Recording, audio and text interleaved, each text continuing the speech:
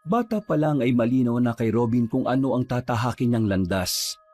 Habang ang ibang mga bata sa kanilang baryo ay naglalaro ng holin o nagtutumpok ng tansan, siya naman ay abala na sa pagguhit ng mga sundalo sa kanyang lumang kwaderno.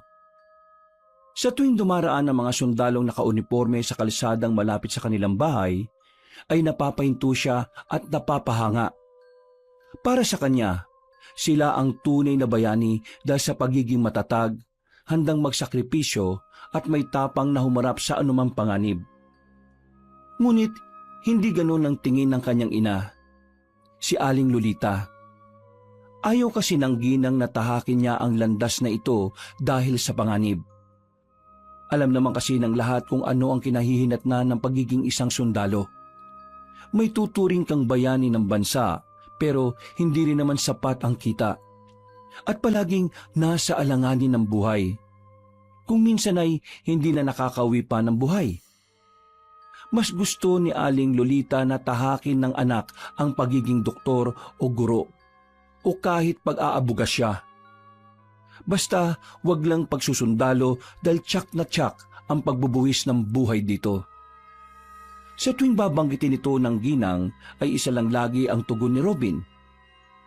Nay, alam ko naman po na malaking tulong din sa mga tao mga sinasabi nyo. Mas gusto ko po kasi na lumaban para sa bayan. Gusto ko po talagang maging isang sundalo na may pagmamalaki hindi lang po ng ating baryo, kundi ng buong bansa natin. Sa kabilang banda ay kakaiba naman ang pananaw ng kanyang tatay na si Roy. Bagamat hindi ito buong-buo na sang-ayon sa kagustuhan ni Robin, pero tila nakikita niya ang matinding ninga sa puso ng anak. Kaya hinayaan na lang din niya sa kagustuhan nito. Ayaw ko man din katulad ng nanay mo pero hahayaan lang kita sa gusto mo anak. Alam kong hindi kita mapipigil kung yan talaga ang gusto mo. Kung ako lang talaga masusunod, sana ay maging albularyo kang tulad ko. Mataas din ang dangal nun at nakakatulong rin sa kapwa. Alam ko naman yun, Tay. Pero gusto ko po talagang maging sundalo. Salamat po sa pag-intindi niyo sa akin, Tay. Pagkatapos ng high school, dahil alam ni Robin na hindi sasang-ayon si Nanay Lolita, kaya lihim siyang nagtungo sa kampo ng mga sundalo para mag-enroll. Ang mga kaibigan niya ay nagulat sa ginawa niyang yon. Ang ilan ay humanga, ngunit ang iba naman ay kinutya siya. Pero wala siyang pakialam sa mga nang-aasar dahil para sa kanya, wala na talagang balikan dahil ito ang landas na tatahakin niya. Matapos magpatala ng sarili, ay hindi niya kagad ito sinabi sa kanyang ina. Dahil alam niyang mariin nga itong tututol. Si Tatay Roy lang ang nakakaalam sa desisyon niyang yon. Kaya habang naghihintay ng araw, ay inilaan na muna ng Ginoo ang pagtuturo sa anak ng mga katuruang may kinalaman sa pagiging albularyo. Nang dumating ang araw na kailangan na niyang umalis sa kanilang bahay para sa unang pagsasanay, nagulat ng husto si Nanay Lolita habang si Tatay Roy ay hindi na nagulat. Bukod sa galit, ay masamang-masama ang loob ng ginang dahil sa ginawang yun ng binata. Nay, pasensya na po talaga kung kay tatay ko lang sinabi na naka-enroll na po ako sa kampo. Alam ko naman po kasing hindi niyo ako papayagan eh. Pero wag po kayong mag-alala dahil sinisiguro ko po sa inyong magiging ayos lang ako. Nay, pangako ko po yan sa inyo. Umiyak lang ng umiyak ang ginang habang inaalo-alo ni Tatay Roy. Nay, wag na po kayong umiyak. Ayaw ko pong umalis na may sama kayo ng loob sa akin. Paano ko po mapagbubuti niya ng training ko kung ganito ang iiwanan ko? Lolita, tama ang anak mo. Huwag kang magtanim ng sama ng loob dahil makakaapekto yun sa kinabukasan niya. Sa halip pagpalain natin siya para kapag nasa kampo na siya magampanan niya ng maayos yung gagawin niya ron. Bilang pag-aalo, niyakap ng binata ang ina hanggang sa tumahan yon. Makalipas ang ilang saglit, ay nag-usap na muna ng masinsina na mag-ama. Niyakag ni Tatay Roy ang anak sa ilalim ng kanilang bahay kung saan niya isinasagawa ang panggagamot. Tay, bakit niyo po ako pinapunta rito? Meron lang akong ibibigay sa iyo, anak. Eto, tanggapin mo tong kahon na ito. Po? Ano po ba ito, Tay? Sige, buksan mo para makita mo, anak. Ganun na nga ang ginawa ni Robin. Pagbukas niya ng lumang kahon na may nakaukit na tila mga kakaibang letra, ay nagulat siya sa nakita. Tumambad sa kanyang paningin ang isang bilog na palamuting gawa sa pinakinis na bao. May ukit ng mata ng pusa sa gitna at may nakaukit na mga lihim na simbolo sa likod. Nakakabit ito sa isang itim na telang tila hindi nauupos o naluluma. Tay, ano po to? Agimat? Anak, kung talagang hindi ka mapipigil, tanggapin mo yan. Sa ating angkan, tinatawag yang matampusa. Isa yang agimat na 100 taon na ang bisa. Pero matagal nang hindi nagagamit ng ating angkan magmula pa noong ika-4 na henerasyon bago ka dumating. Meron po pala tayong gantong klase ng agimat? Kung gano'n na po katagal to, bakit ngayon nyo lang po binibigay to, Tay?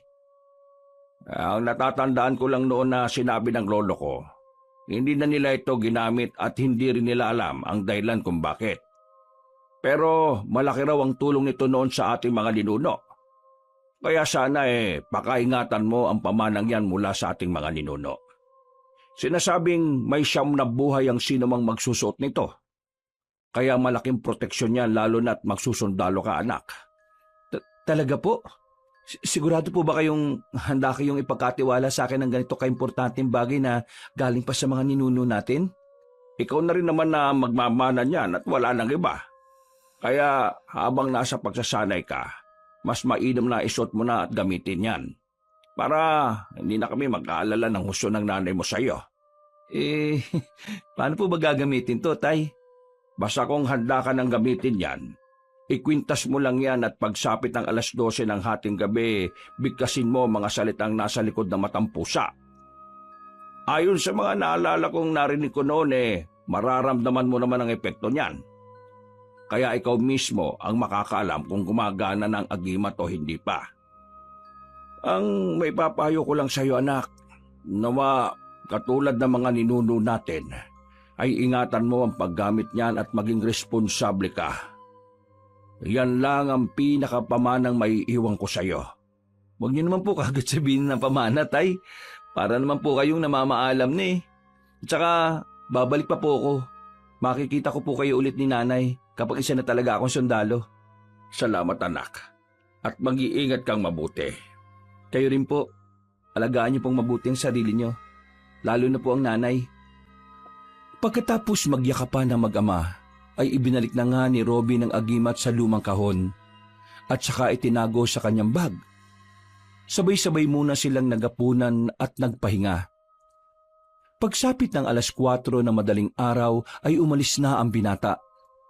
Eksaktong sinalubong pa siya ng pinsang si Rudy at matalik na kaibigang si Anjo. Nagja-jogging kasi ang dalawa na pabiro pa nga niyang sinabayan bago magpaalam.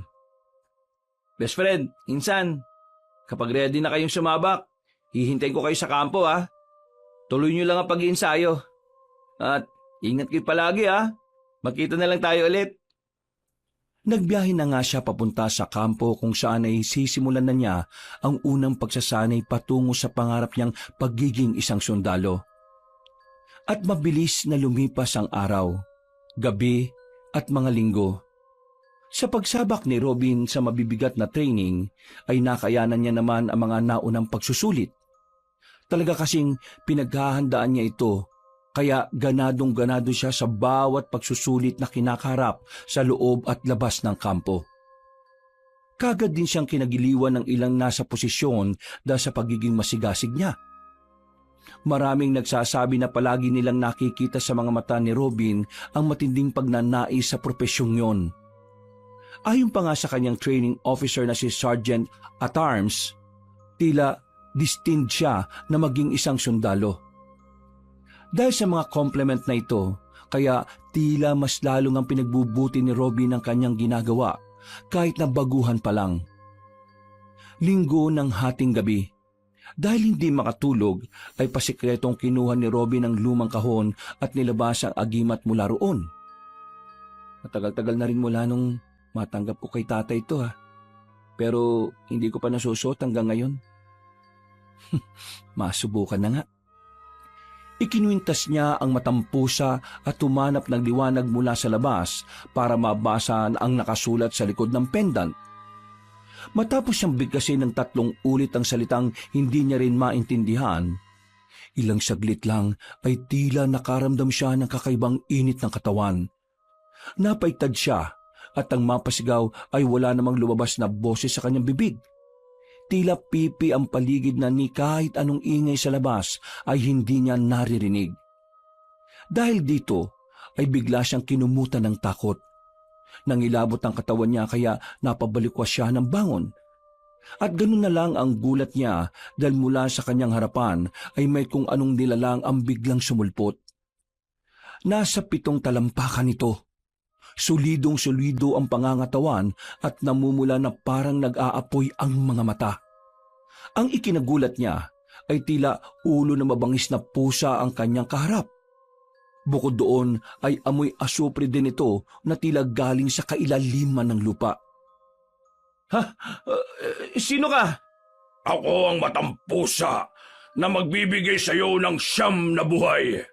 Subalit sa ayaw mo mano sa gusto, ang bawat buhay na ibibigay ko sa iyo ay may kapalit ding buhay.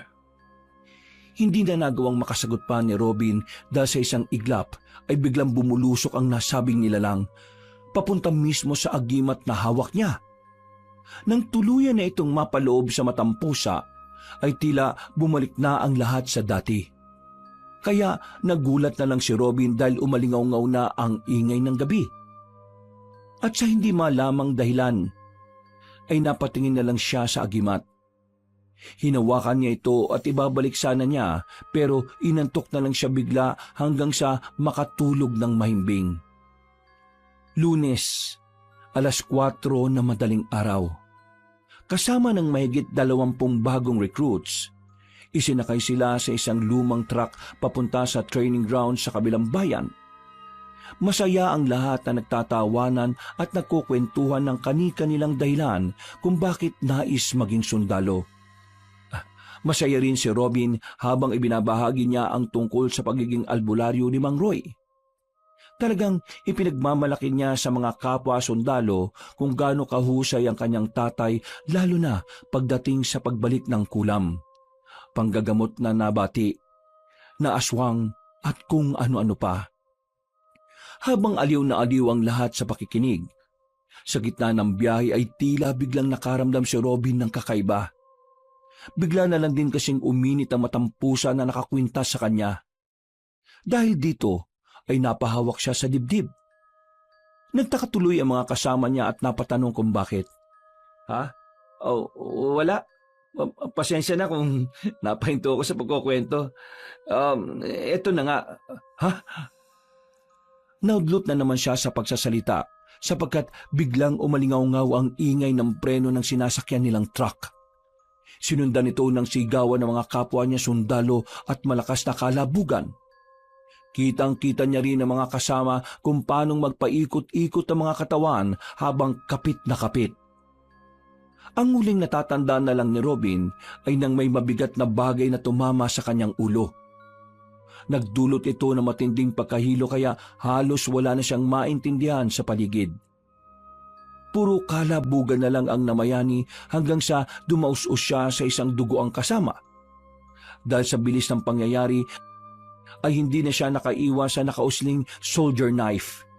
Direktang tumama sa kanyang puso na siyang naging dahilan kung bakit siya namatay. Makalipas ang ilang minuto ay biglang napamulagat si Robin. Hingal na hingal siya, pawis na pawis at takot na takot. Napahawak siya sa puso dahil ito ang huli niyang natatandaang nangyari. Pero nang mapalingon siya rito ay tuyo na ang dugo pero ang hiwa ng damit ay naroon pa rin. Ang labis-labis lang niyang ipinagtataka ay kung bakit tila wala siyang sugat sa bandang puso. Sa halip ay peklat na lang ang naroon na parang matagal nang nangyari. Kahit ang galos niya sa noo at iba pang katawan ay nawala na nga ring lahat. Ha? Anong nangyari? Paano ako nakaligtas? May mga tao pa ba dyan sa loob ng sasakyan? Naudlot ang pagsasalita ni Robin nang makita niya ng malinaw ang matalik na kaibigang si Anjo. Nakatayo yun sa umaapoy na sasakyan kaya nagtaka siya at nag-alala ng husto. Ha? Anjo, anong ginagawa mo rito? Umalis ka dyan, tol! Napayukod na siya nang makarinig ng pagsabog mula sa bandang kanan. Dahil doon ay nagmadali siyang gumapang palayo at nang nasa ligtas na lugar na siya, ay napatingin siya sa pinanggalingan ng pagsabog. Doon niya lang din napagtanto na nahulog pala siya sa bangin. Sumabog ang truck at nagkalat ang mga piraso nito sa paligid. Kabilang na rin dito ang walang buhay na katawan ng mga kasama niya kanina.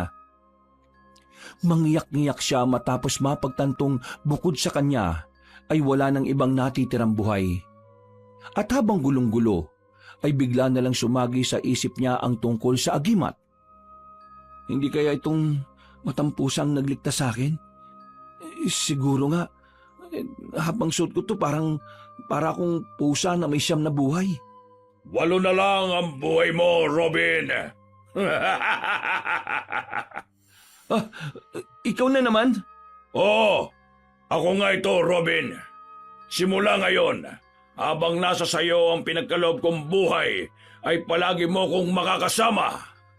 Nasasabik na akong maubos mo ang kaloob kong buhay para... Ay, kamuntikan ko ng mabuko ang sarili ko. Ha? Anong ibig mong sabihin? Anong mangyayari kapag naubos ko na yung 9 na buhay? Bakit hindi mo na madaling ubusin para malaman mo kung ano ang mangyayari, Robin? Hindi na nagawang makasagot ng binatang sundalo dahil nakarinig na siya ng sigawan ng mga tao mula sa bandang itaas. Sa daang pinanggalingan nila bago dumaus-o sa bangin. Nang mapalingon siya sa pinanggagalingan ng matampusa, ay wala na ito roon. Kaya nagsisisigaw na lang siya hanggang sa makita ng mga tao. Nasagip siya ng mga rescuer na hindi rin makapaniwala na nakaligtas siya at walang kahit na anong galos. Kung titingnan kasi talaga ang kanilang binagsakan, ay imposibleng merong mabuhay.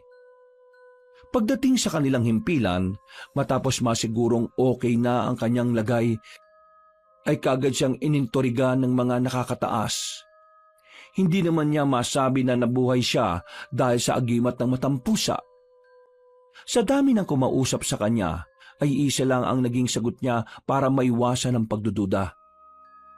Marami ang naghinala, pero marami rin ang namangha at itinuring na himala ang nangyaring yon. Dahil tuloy dito, ay nakilala sa kampo si Robin. Marami mang natuwa sa pagkabuhay niya, pero siya ay lumong-lumo sa pangyayari. Hanggang ngayon kasi ay hindi niya pa rin matanggap na ang mga kasama niya ay wala ng lahat. Magmula na mangyari ang aksidenteng yon, ay halos gabi-gabi siyang tila dinadalaw ng mga kaluluwa ng mga yumaong kasamahan. Kaya isang gabi ay hindi na siya nakatiis pa. Umiyak siya ng umiyak at walang pakialam kahit ang marinig ng mga kasamahan. Kaya kinabukasan ay pinatawag siya ni Sergeant at Arms.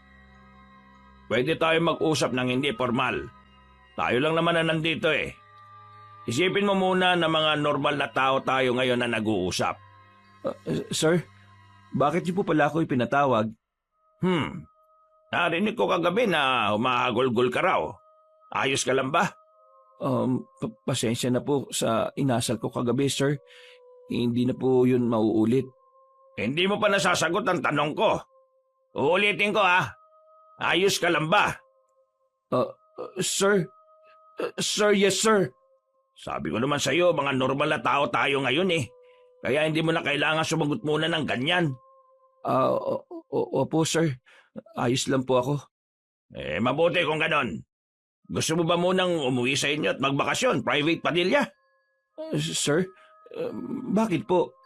Baka kailangan mo ng pahinga dahil sa nangyari. Aminin ko po na nalulungkot ako sa mga nangyari sa mga kasama ko, sir.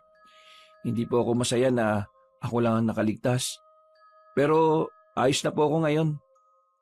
Napaisip din po ako kagabi na malamang Isa itong paghahanda dahil sa mga katulad nating sundalo. Hindi talaga natin alam kung hanggang kailan lang tayo magkakasama-sama. So, hindi mo tinatanggap ang suhestyon ko na makapagbakasyon ka muna at umuwi sa inyo? Maraming salamat po sir, pero mas gugustuhin ko pong manatili rito.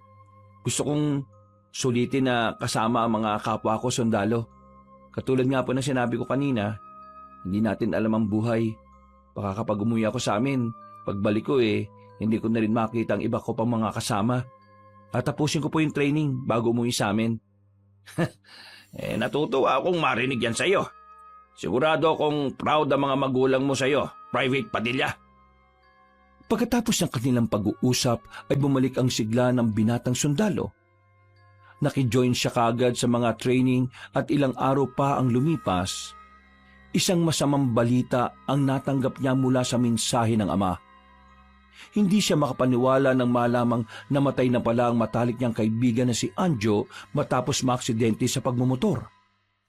Ang mas nakakagulat ay nang malaman niyang namatay pala ang kanyang best friend nung araw din na naaksidente sila ng mga kapwa niya sundalo. Masakit din ang nangyaring yon, lalo na't di siya nakapunta sa huling hantungan ng matalik na kaibigan. Pero tinanggap na lang din niya ito katulad ng nangyari sa mga kasamahan niyang namatay sa aksidente. Kaya pala, nakita ko siya doon ng araw ng aksidente. Ibig sabihin, nagpakita sa akin ang kaluluwa niya para makapagpaalam. Ay, best friend, Anjo, salamat dahil kahit sa huling yugto ng buhay mo inalala mo pa rin ako. Huwag kang mag-alala. Pagkatapos ng training na to, pag-uwi ko sa atin, dadalo kaagad ako sa puntod mo. Bigla rin tuloy sumagi sa isip ng binata ang tungkol sa unang sinabi sa kanya ng matampusa. Ako ang matampusa, ang magbibigay sa iyo ng siyam na buhay. Subalit sa ayaw umano sa gusto, ang bawat buhay na ibibigay ko sa iyo ay may kapalit ding buhay. Nagkataon lang naman siguro to. Ayoko na nga munang mag-isip tungkol sa agimat na to. Kailangan ko na magpahinga para makapaganda sa susunod na training namin. Tahimik ang gabi sa loob ng kampo. Sa malayo ay maririnig ang walang humpay na huni ng mga kuliglig at ang tila pagsipol ng hangin na tumatama sa mga puno ng niyog sa palibot ng lugar. Sa barracks, nagsisiksikan sa kanilang kama ang mga bagitong sundalo. Ang iba ay agad nakatulog mula sa pagod ng maghapong training. Ngunit may ilan pa na katulad ni Robin. Nagmumuni-muni. Ang ilan ay nagbubulungan at meron pang mahihina ang mga tawanan upang hindi makaabala sa ibang nagpapahinga. Pero si Robin, na kahit na nakahiga na, ay tila hindi pa rin mapakali. Nakapikit man ang kanyang mga mata, pero panay pa rin ang pagbalik ng mga alaala niya patungkol kay Anjo. Napabalik tanaw na lang siya sa masaya, malulungkot, at lahat ng katarantaduhan nila ng matalik na kaibigan. Kaya nauwi na lang siya sa panalangin para na rin sa katahimikan ng kanyang puso at kung sakali sa kaluluwa ng namayapang kaibigan. Lord, marami na pong nangyari ngayon na hindi maganda.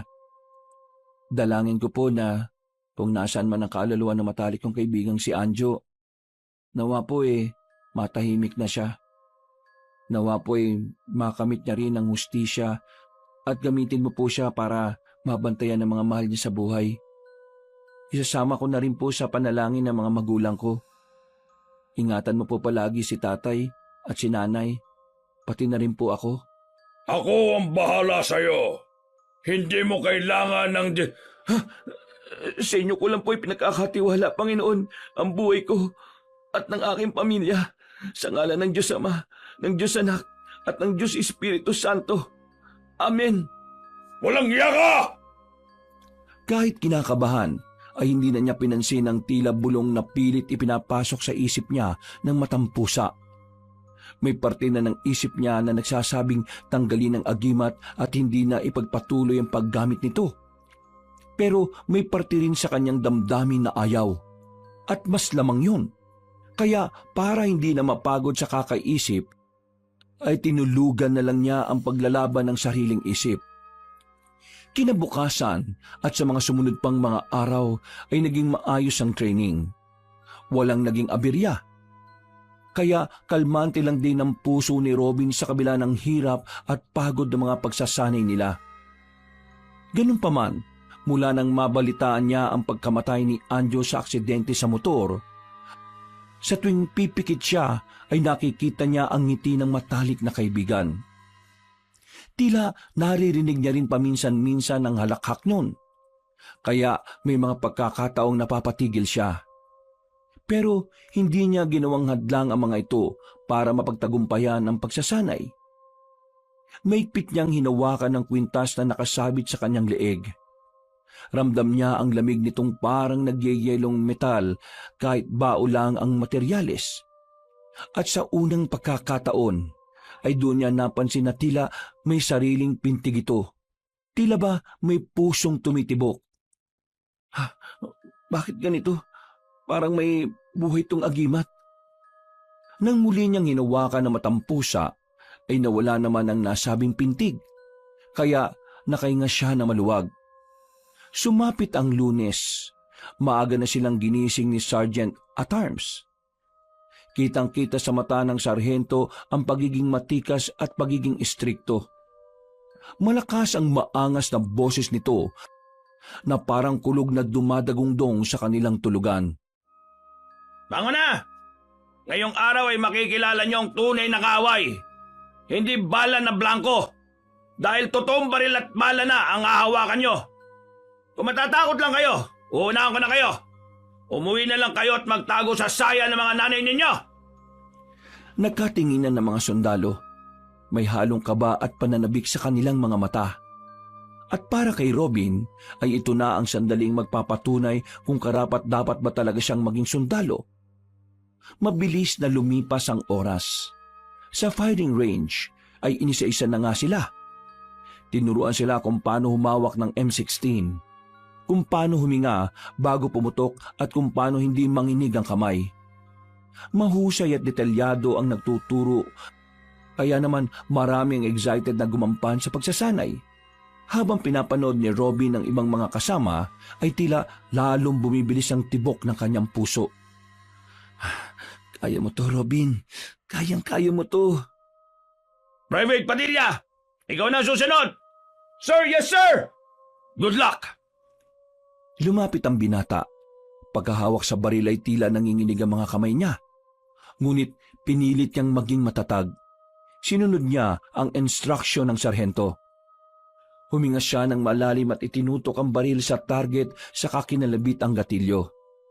Sunod-sunod, umalingaw-ngaw ang malakas na tunog ng baril sa paligid at sa isang iglap ay tumama sa center head ang lahat ng pinakawalan niyang bala ng baril. Napapapalakpak ang mga kasama niya dahil siya pa lang ang nakagawa nito. Kitang-kita ring proud na proud si Sergeant at Arms sa kanyang protege. Good shot, Private Padilla. Yan ang hinahanap ko.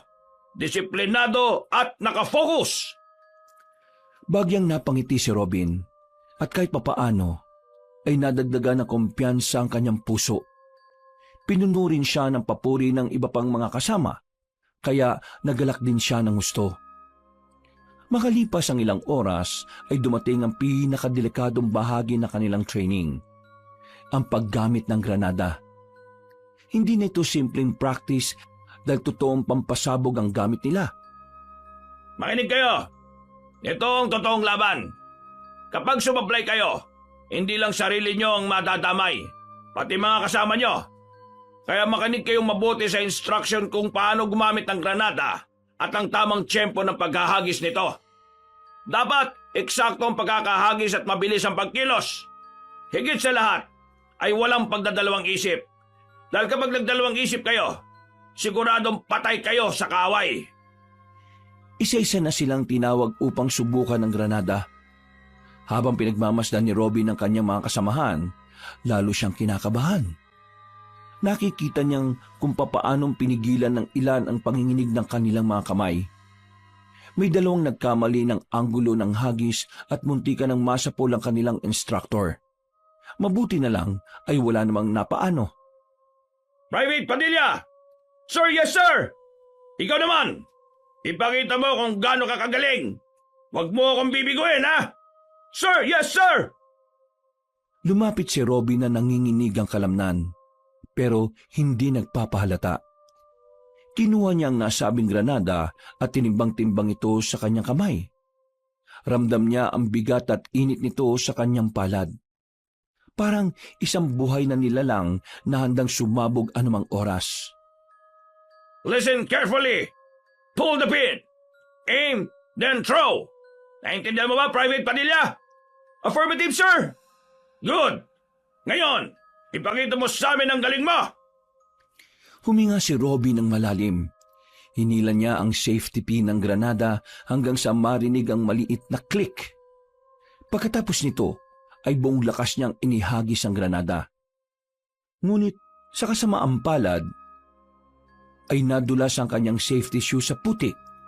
Kaya ang granada, imbis na lumipad palayo, tumalbog lamang sa gilid ng hukay at gumulong pabalik sa kanilang grupo. Magsilayo kayo! Bilis!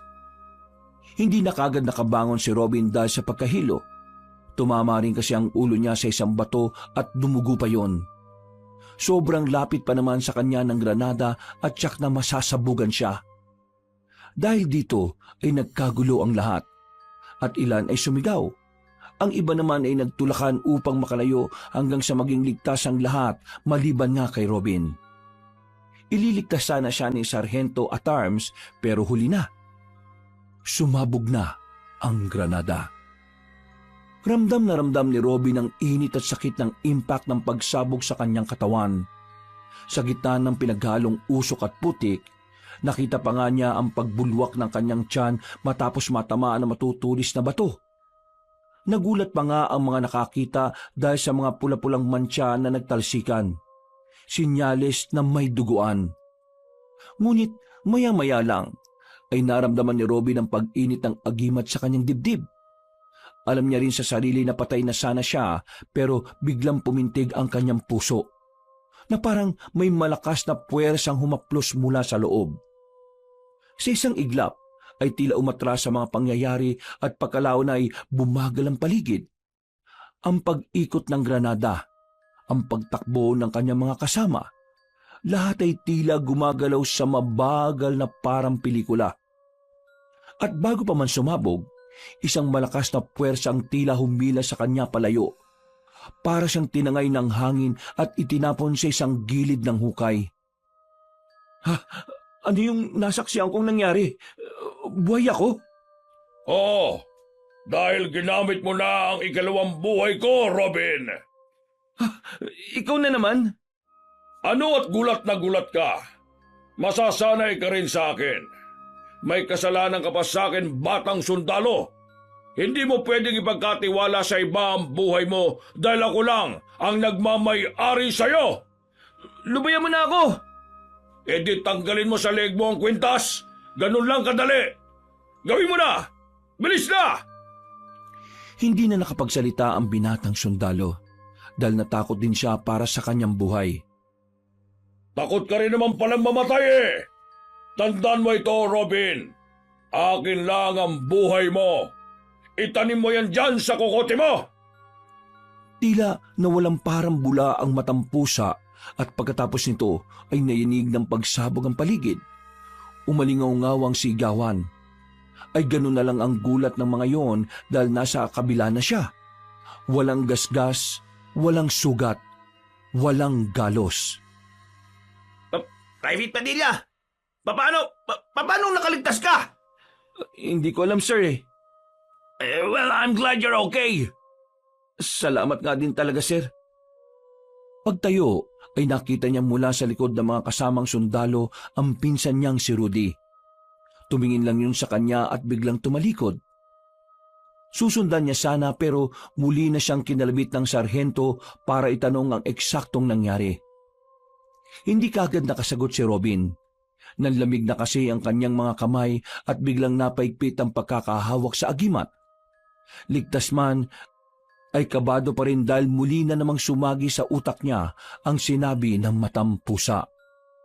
Ako ang matampusa, ang magbibigay sa iyo ng siyam na buhay. Subalit sa ayaw mumano sa gusto, ang bawat buhay na ibibigay sa iyo ay may kapalit ding buhay. Napa-sign of the cross tuloy siya nang wala sa oras. At dahil sa insidenteng yon, ay pansamantalang itinigil ang training. Kinahapunan, habang nagpapahinga, ay dumating si Sergeant at Arms at tinawag si Robin.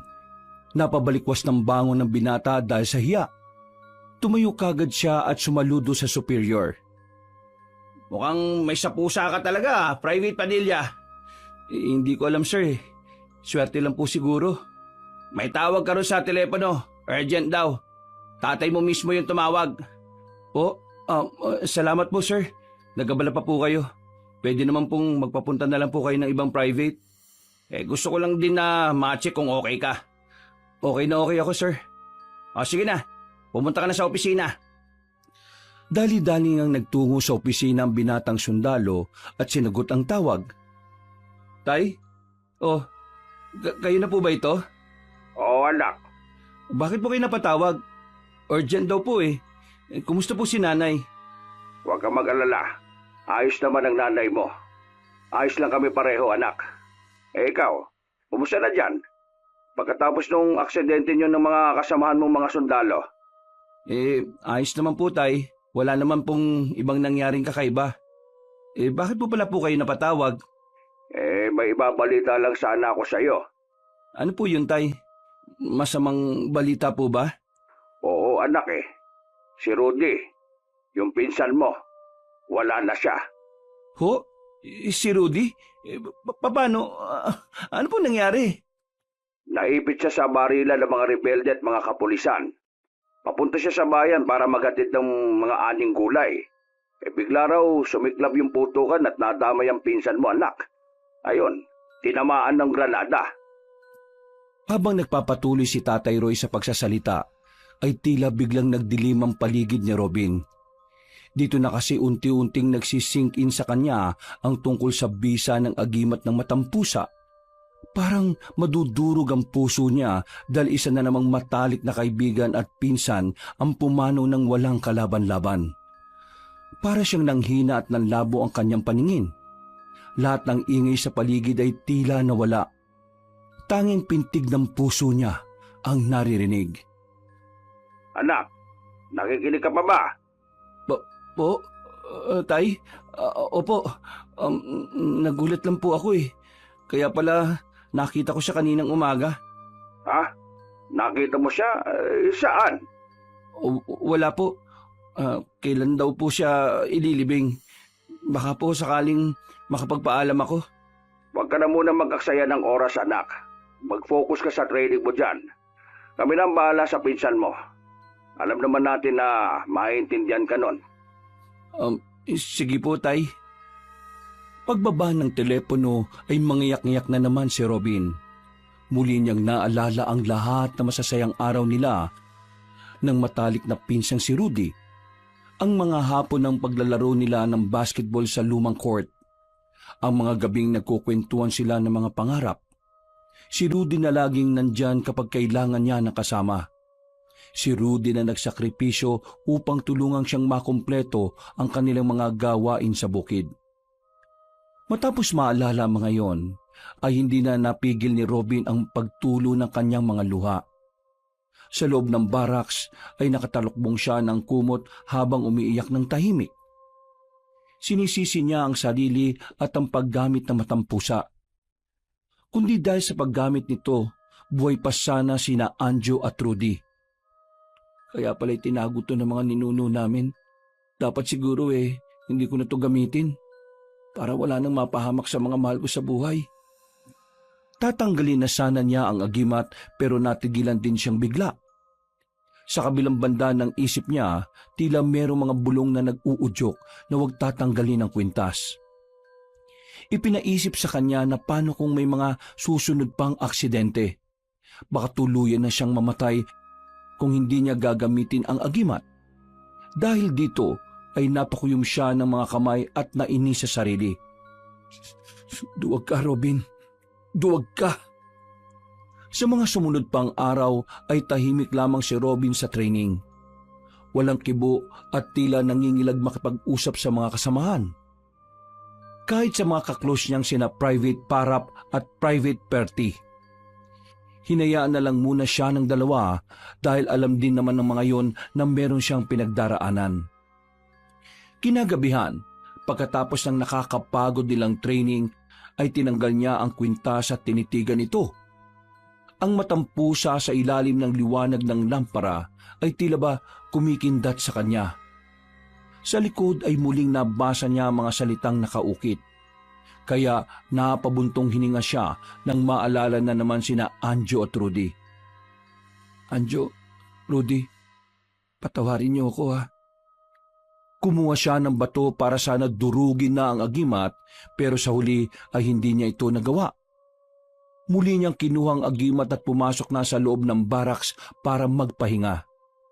At mula sa kadiliman ay tuwang-tuwa ang matampusa dahil unti-unti nang nangyayari ang kanyang nais. Hindi ko kailangang magmadali. Hindi ka rin naman makakatiis at darating din ang araw na susutin mo ulit ang agimat. Naglaho na naman parang usok ang matampusa at muling nilamo ng tahimik na gabi ang buong kampo. Sa paglipas pa ng mga araw, linggo at buwan, ay nagpatuloy na nga ang pagsasanay. At dahil nga hindi na muna isinuot ni Robin ang kwintas, kaya tila walang mga kamalasang nangyayari. Naging maganda ang performance nila ni na Private Parap at Private Perty, kaya mas lalong bumilib sa kanila si Sargento at Arms. Nang matapos na ang buong pagsasanay ay laking tuwa nga nila dahil sila ang nangungunang grupo. Dahil dito, maraming oportunidad ang lumapit sa kanila. Meron akong magandang balita. Gusto niyo bang ngayon ko nasabihin o pagbalik niyo na rito? Pagkatapos ng bakasyon ninyo? Para sa akin lang sir. Siguro kapag bumalik na lang kami at magre-report uli. Gusto ko po yung nasusurpresa ako Good choice, Private Padilla. At ganun na nga ang nangyari. Umuwi muna ang lahat sa kani-kanilang bahay para magbakasyon. Kaya kaagad ding nadalaw ni Robin ang puntod ng matalik na kaibigang si Anjo at ang pinsan niyang si Rudy. Naiiyak siya pero wala nang nagawa dahil nangyari na ang dapat na mangyari. At sa pagkakataong ito ay hindi niya pa rin muling isinuot ang matampusa. Hindi na lang din muna niya sinabi kay Tatay Roy at Nanay Lolita ang tungkol dito. Makalipas ang ilang linggo, pagbalik sa kampo, maswerte ang grupo dahil napili silang sumama sa isang opisyal na misyon. Ito pala ang magandang balita na sinasabi ni Sergeant Atarm sa kanila. Ipakita niyo sa misyon niyo ngayon ang mga natutunan niyo sa pagsasanay. Kasama niyo na rin naman ako ron Kaya kapag gumawa kayo ng kapalpakan, ay lagot kayo sa akin. Sir, yes sir! Maging vigilant kayo sa paligid at maging maingat. Maaring simpleng baryo lang ang maaring pupuntahan natin. Pero punong-puno ito ng panganib. Kaya kung di nyo pa irali ng pag-iingat at tamang diskarte na natutunan ninyo, siguradong babalik kayo na nakakabaong na. Matapos marinig ang mga sinabi ng sarhento, bago sila umalis ay muling minasdan ni Robin ang matang pusa hanggang sa matempt na naman siyang suotin ito. Natakot din kasi siya sa sinabi ng superior na maaring umuwi silang nakakabaong na. Di ako pwedeng umuwi sa mga magulang ko ng ganun. Tamang kaisipan yan, Robin. Maligayang muling pagkikita. Hindi na niya pinansin ang bulong ng matampusa. Nag-ayos na lang siya ng mga gamit bilang paghahanda. Mabilis na lumipas ang oras. Tahimik ang biyahe ng tropa ni Robin patungo sa liblib na baryo ng Mindanao. Ang malamlam na liwanag ng hapon ay sumalubong sa kanilang military truck. Ang gulong nito ay dumaus-os sa maputik na daan na parang hindi pa nadaraanan ng maraming sasakyan. Ramdam ng bawat sundalong naroon ang bigat ng misyon matapos silang makita ang lugar. Ayon sa briefing, ang baryo raw na yon ay nakakaranas ng sunod-sunod na pagkakasakit ng mga residente. Isang uri ng hindi maipaliwanag na karamdaman. May ilan na ring umanong namatay at may mga ulat pa na naglalaho ang ilang bata sa gabi. Si Robin ay nakaupo sa gilid ng truck at tahimik lamang na nagmamasid. Dama niya ang tila bigat ng hanging nagpapaikot-ikot sa buong baryo. Dahil dito, ang kanang kamay niya ay mahigpit na napahawak sa agimat ng matampusa na nakasabit sa kanyang leeg. Bakit ganitong pakiramdam ko sa lugar na ito? Parang may kakaibang enerhiya na hindi maipaliwanag. Ako lang ba nakakaramdam nito? Siguradong hindi lang rebelde ang may kagagawa ng mga hindi magandang nangyayari sa lugar na to. Kaya kailangan mag-ingat. Dahil hindi pa ganoon kaabala, kaya naglakad-lakad na muna si Robin kasama sina Private Parap at Private Perty. Iilan lamang ang mga tao sa kalsada na nakita niya at karamihan ay nakatingin sa kanila na parabang may pagtataka o pag-aalinlangan. May napansin din silang mga mata na tila nagtatago sa likod ng bintana at mga bata na kagad dinahatak ng kanilang mga magulang palayo. Parang hindi masyadong palakaibigyan ng mga tao rito no? Pansin niyo ba yung mga buddy? O baka siguro tahimik lang talaga mga tao dito at hindi sanay sa mga naka-uniforming sundalo. Pero parang imposible rin namang hindi sila sanay sa mga sundalo Kita niyo naman ang mga titig nila sa atin Hindi lang may takot, parang may halong panghusga rin. Parang may binabantayan o may iniiwasan tayo. Kaya mga buddy, katulad ng sinabi ni Sargento at Arms, maging mapagmasid tayo sa paligid natin Tumango lang ang dalawa niyang kasama at nang makakita sila ng maliit na tindahan, bumili na nga kagad sila rito at bumalik sa kanilang pansamantalang kampo. Habang abala sa pag-aayos ng kanilang pansamantalang kampo malapit sa barangay hall, napansin ni Robin ang isang dalagang nakatayo hindi kalayuan. Nakaputing duster yun na mahaba ang buhok at mapungay ang mga mata. May kakaibang lambing sa kanyang mga titig na agad umagaw ng pansin sa binata. Ngumiti rin ang dalaga nang sila ay magtama ng tingin. Dahil naman dito ay tila nakaramdam ng pakailang si Robin. Sa unang pagkakataon ay may kakaiba siyang naramdaman na hindi niya maipaliwanag. Nahihiya siya na hindi maintindihan, lalo na ng pasimpleng kumaway ang nasabing dalaga. Bakit naman kumaway pa yun? Para naman tanga pakaway-kaway pa. Private Robin! Bakit ngumingisi ka na mag-isa dyan, ha? Sir, wala naman po, sir. Ayusin mo yung post mo. Para kang kinikilig na kiti-kiti. Sino ba yung pinagmamasdan mo dyan, ha? Wala, sir. Mabuti na lang din talaga ay nawala na ang mayuming dalaga at hindi na ito nakita pa ng sarhento. Dahil doon ay umismid na lang ang Ginoo at pagkatapos ay sinabihan na muna siyang tumulong sa iba na nagsiset up. Nang matapos na, kinagabihan ay nagpahinga na muna kaagad ang grupo. Nang nakaiga na si Robin ay napahawak siya sa agimat at muling inalala ang itsura ng magandang babae na nakita kanina. Okay yung ngiti niya. Sino kaya siya? Sana magkita kami ulit. Mukhang malapit lang naman siya rito sa kampo Nakatulog nga siya kaagad na may ngiti sa labi at ilang saglit pa, walang ano-ano ay napabalikwas siya ng bangon. Merong kasing umalingaw-ngaw na alulong. Marami rin silang nagising at nagulat dahil sa nakakakilabot na alulong na yon. Kahit ang mga kasama niyang sina Private Parap at Private Perty ay nangilabot din katulad niya.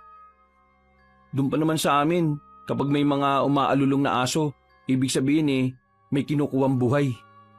Huwag naman sana na merong kunin ngayon.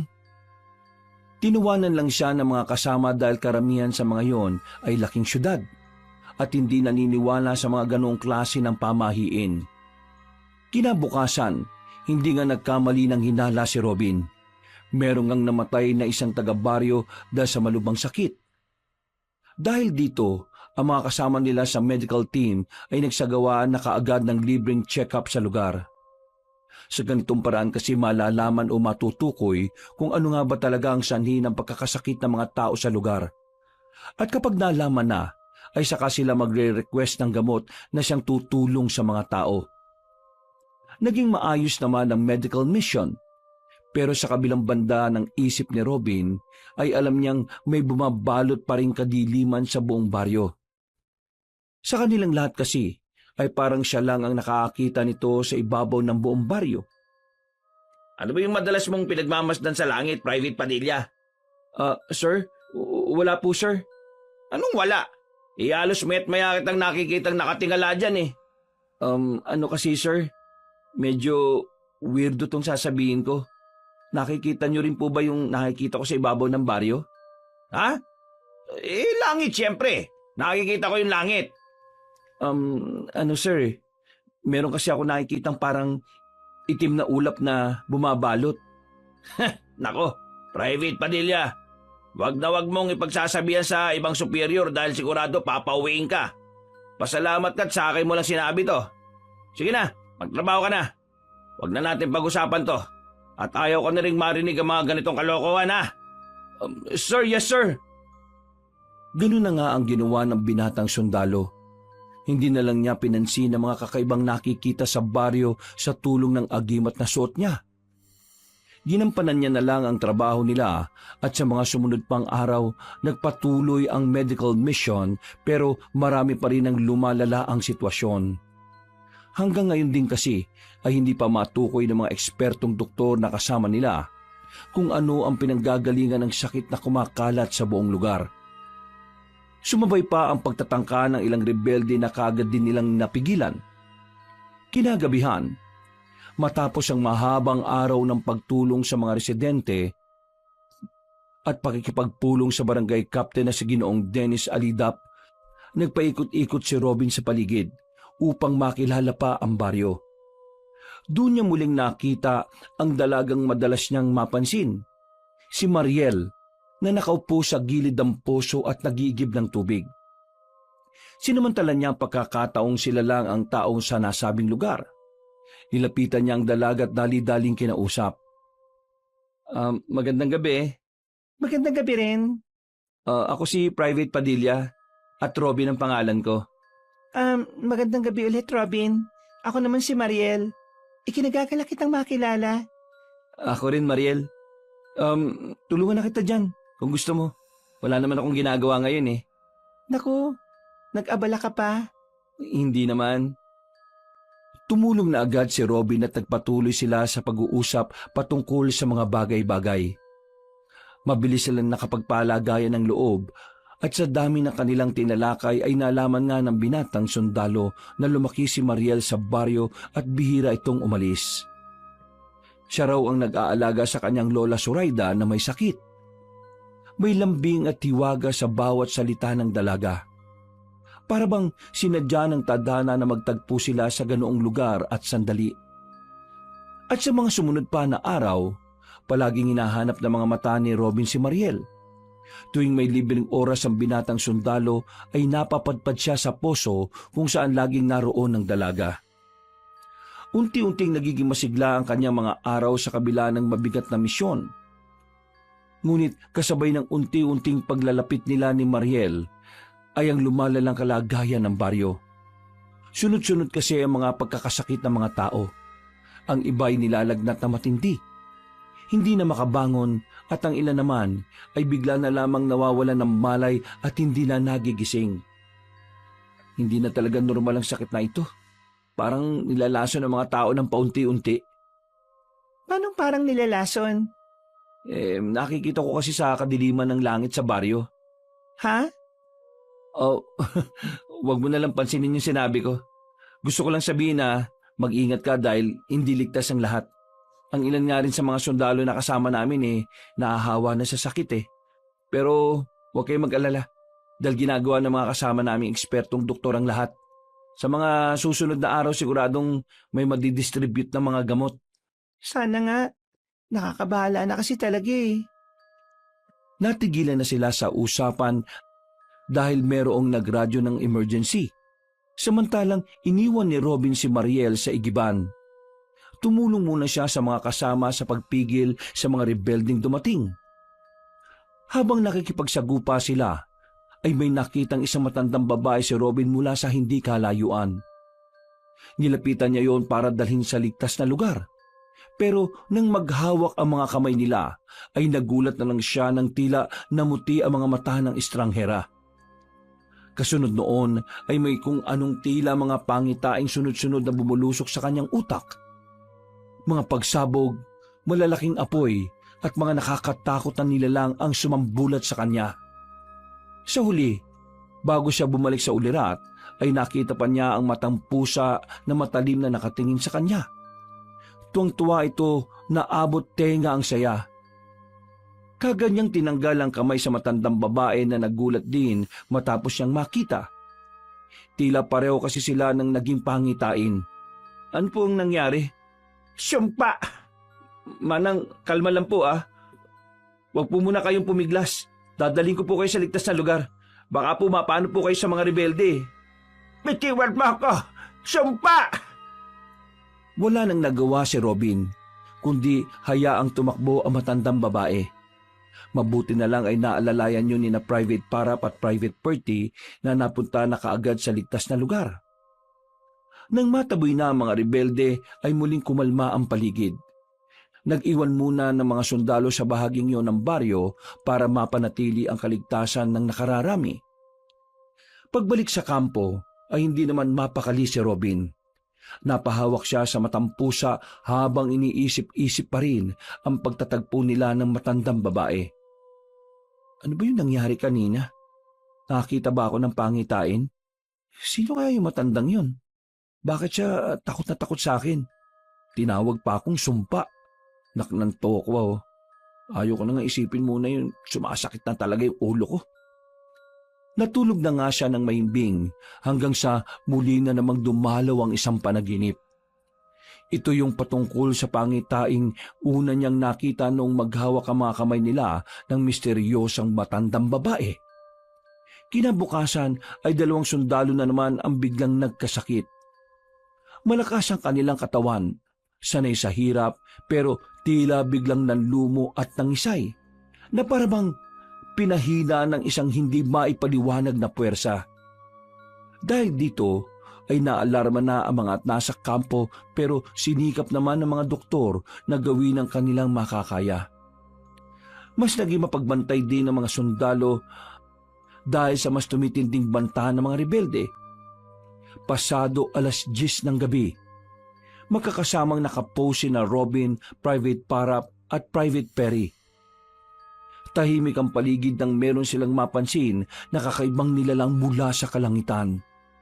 Nung una ay inakala pa nilang isa lang itong malaking ibon. Pero nang tumagal ang titig nila ay ganun na lang ang gulat nila dahil hindi yun mukhang hayop, kundi mukhang halimaw.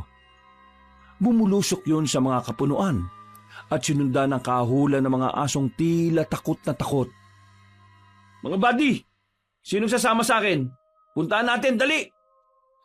Walang sumang-ayon kina Private Parap at Private Perty, kaya napaismid na lang si Robin at mag-isang tinungo ang pinuntahan ng hindi nakilalang nilalang.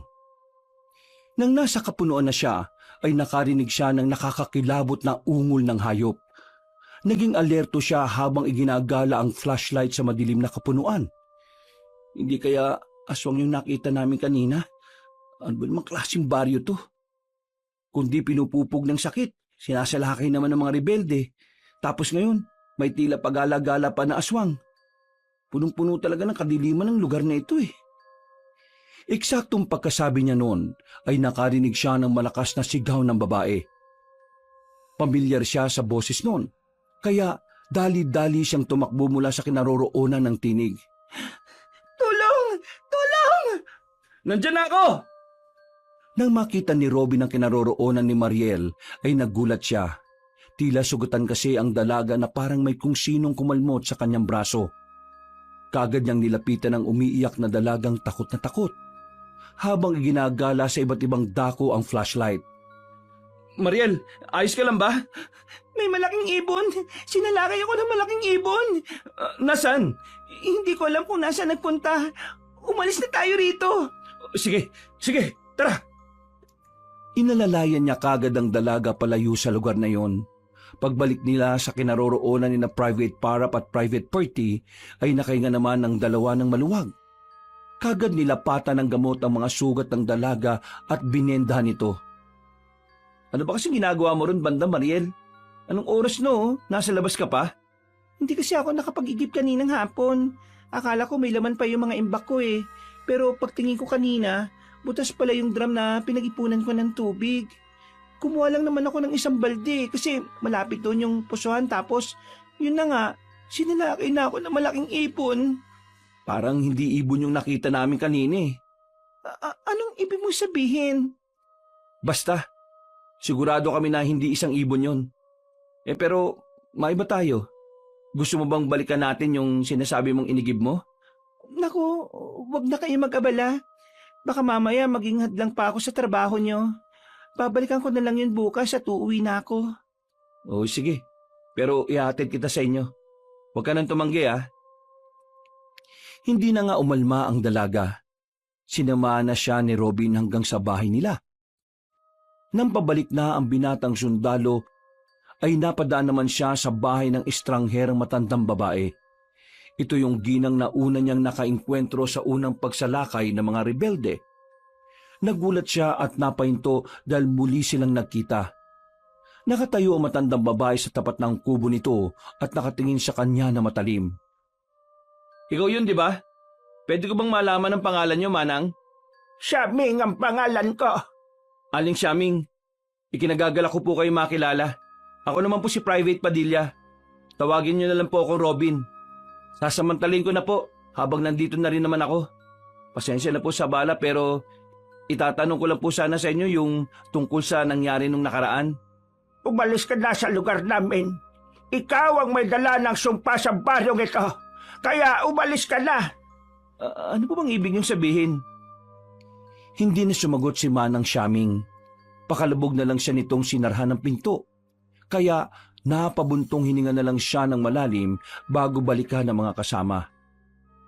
Wala namang ibang kakaibang nangyari hanggang sa matapos ang kanilang duty. Ganun rin ang mga pangyayari at tila palaisipan pa rin sa binata ang mga ganap. Kinagabihan ay muling nagpatrolya si Robin sa paligid ng baryo. Malayo siya sa madalas na mga kasamang sina Private Parap at Private Perty. Madilim at walang buwan, ngunit sa di kalayuan ay nakakita siya ng figura ng isang babae. Sino na yan nandyan? Sundalo ko! Kaya huwag ka matakot! Ako si Private... Ha? Naudlot na siya dahil biglang mabilis na tumalon mula sa kapunuan ang nasabing babae. Kaya nagulat siya ng gusto. Doon niya tuloy napagtanto na hindi yun ordinaryong babae lang. Napaisip siya na posibleng ito yung halimaw o aswang na nakita nila kagabi na nasa anyong ibon. Anak ng titing oh, may aswang nga sa lugar na to. Posible nga kaya na ang aswang na yun ang dahilan ng pagkakasakit ng mga tao at ilang sundalo? Kaya rin siguro hindi matukoy ng mga eksperto ang pinagmumulan ng sakit ng mga mamamayan eh. Sinundan niya ang nasabing nilalang hanggang sa makarating na siya sa mga kabahayan. Napatingala siya nang tumalo ng halimaw sa bubong ng isang bahay patungo sa isa pa. Napakabilis ng galaw nito na halatang hindi talaga ordinaryong tao ang pagkilos. Binilisan niya rin upang masundan pa ito. Ginamit niya ang lahat ng natutunan sa training, pati ang tamang pagkontrol sa hininga upang hindi madaling mapagod. Pero mas mabilis pa rin ang nasabing nilalang. Bigla na lang yung nawala pagdating niya sa dulo ng eskinita. At sa hindi na namang inaasahang pagkakataon ay nakasalubong niya si Mariel. Nakasuot ito ng puting duster gaya ng dati. Ngunit pawisan at tila hinihingal. Mariel? Robin? Anong ginagawa mo dito sa ganitong oras? Nagigip ka na naman ba? Ang lola Suraida ko kasi nahihirapan siyang huminga. Ha? Ganun ba? Kung ganun, sasama ako sa inyo. Dali na natin siya sa kampo para magamot. Hindi na nakakalakad ang lola ko eh. Magpapunta ka na lang sana ng mga manggagamot. Ganun ba? O sige, babalik ako sa kampo para tumawag na manggagamot. Bibilisan ko, kaya umuwi na kayo sa inyo. Salamat. Gusto pa sana magtanong pa ni Robin, ang kaso ay nagmamadali na sila. At nang magtama ang kanilang mga mata, ay parabang nakaramdam siya ng matinding pag-ibig sa dalaga. Hindi niya rin alam kung bakit, pero para siyang inaakit ng mga tingin nito. Nagulat na lang siya at tila natauhan ng maramdaman ng pag-init na matang pusa. Kaya habang pabalik sa kampo ay napapahawak siya sa agimat at napapatanong sa sarili. Nakita niya rin bigla ang isa sa mga malalapit na sundalong si Private Hood, pero bigla rin itong nawala. Hindi na lamang niya pinagtuunan yun ng pansin dahil madalas naman kasing ganun yun, lalo na kapag abala sila. Ngayon na lang ulit uminit tong agimat ng matang pusa.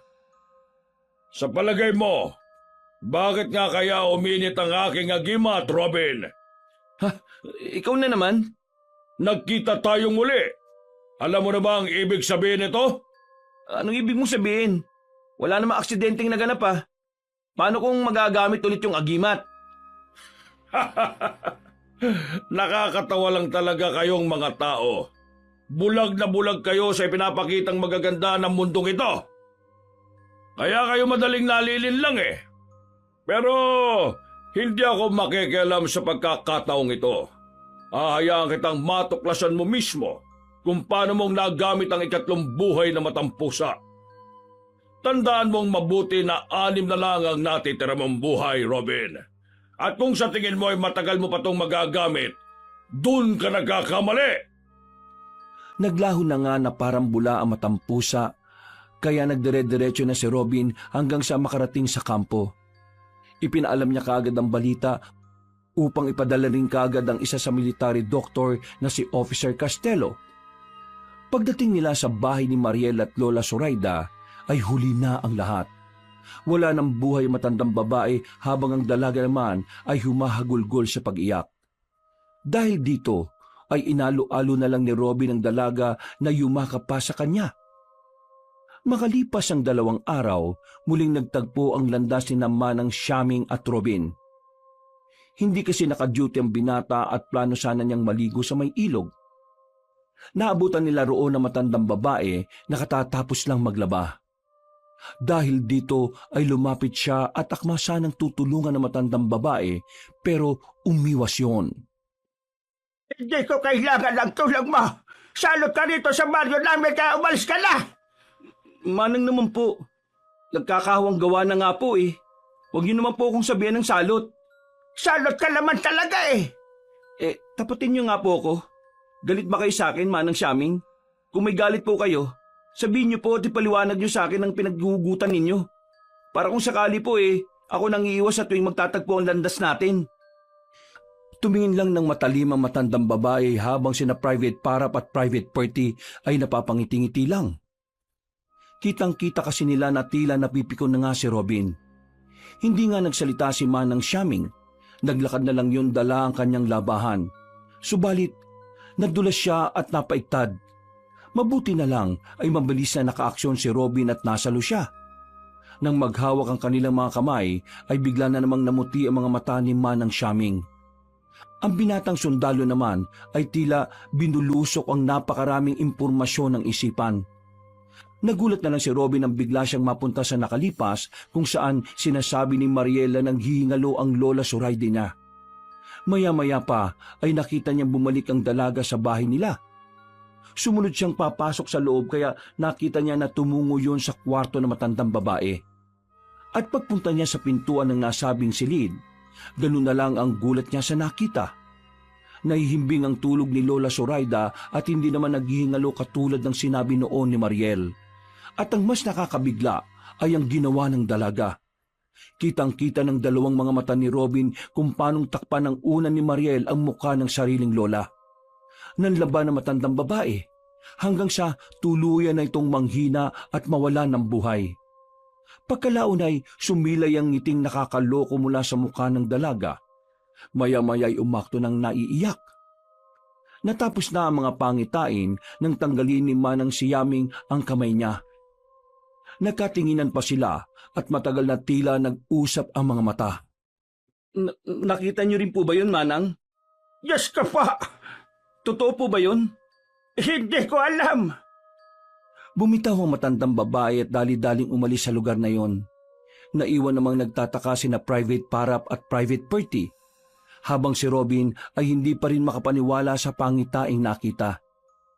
Habang naliligo tuloy siya sa ilog, ay tila hindi na siya mapakali.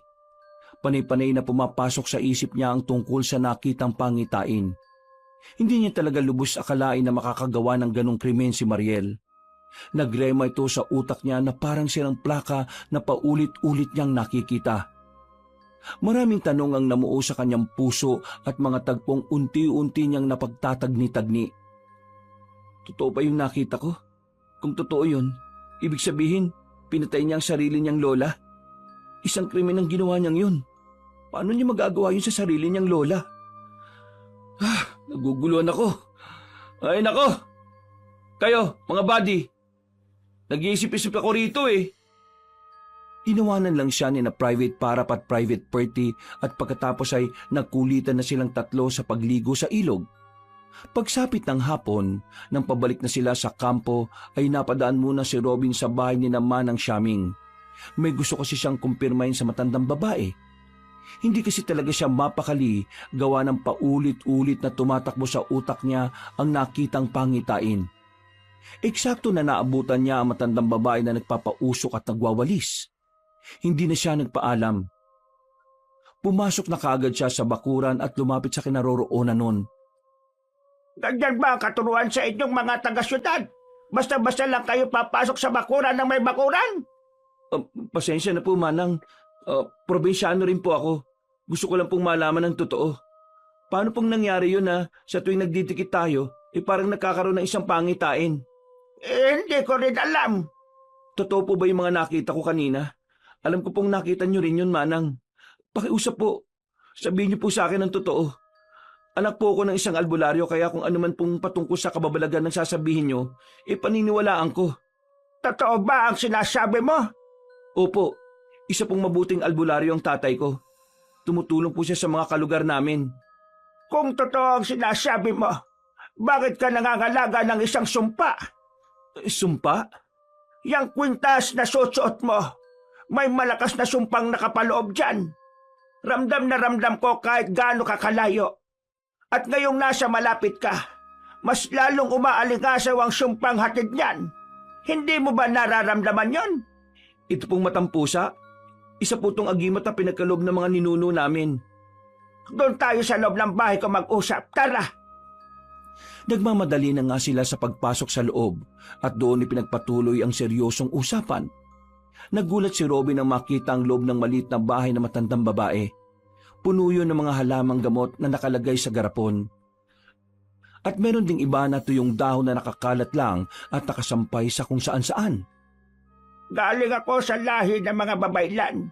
Pero aaminin kong hindi ako ganon kahusay dahil hindi ko naman talaga minana ang galing ng mga ninunot magulang ko.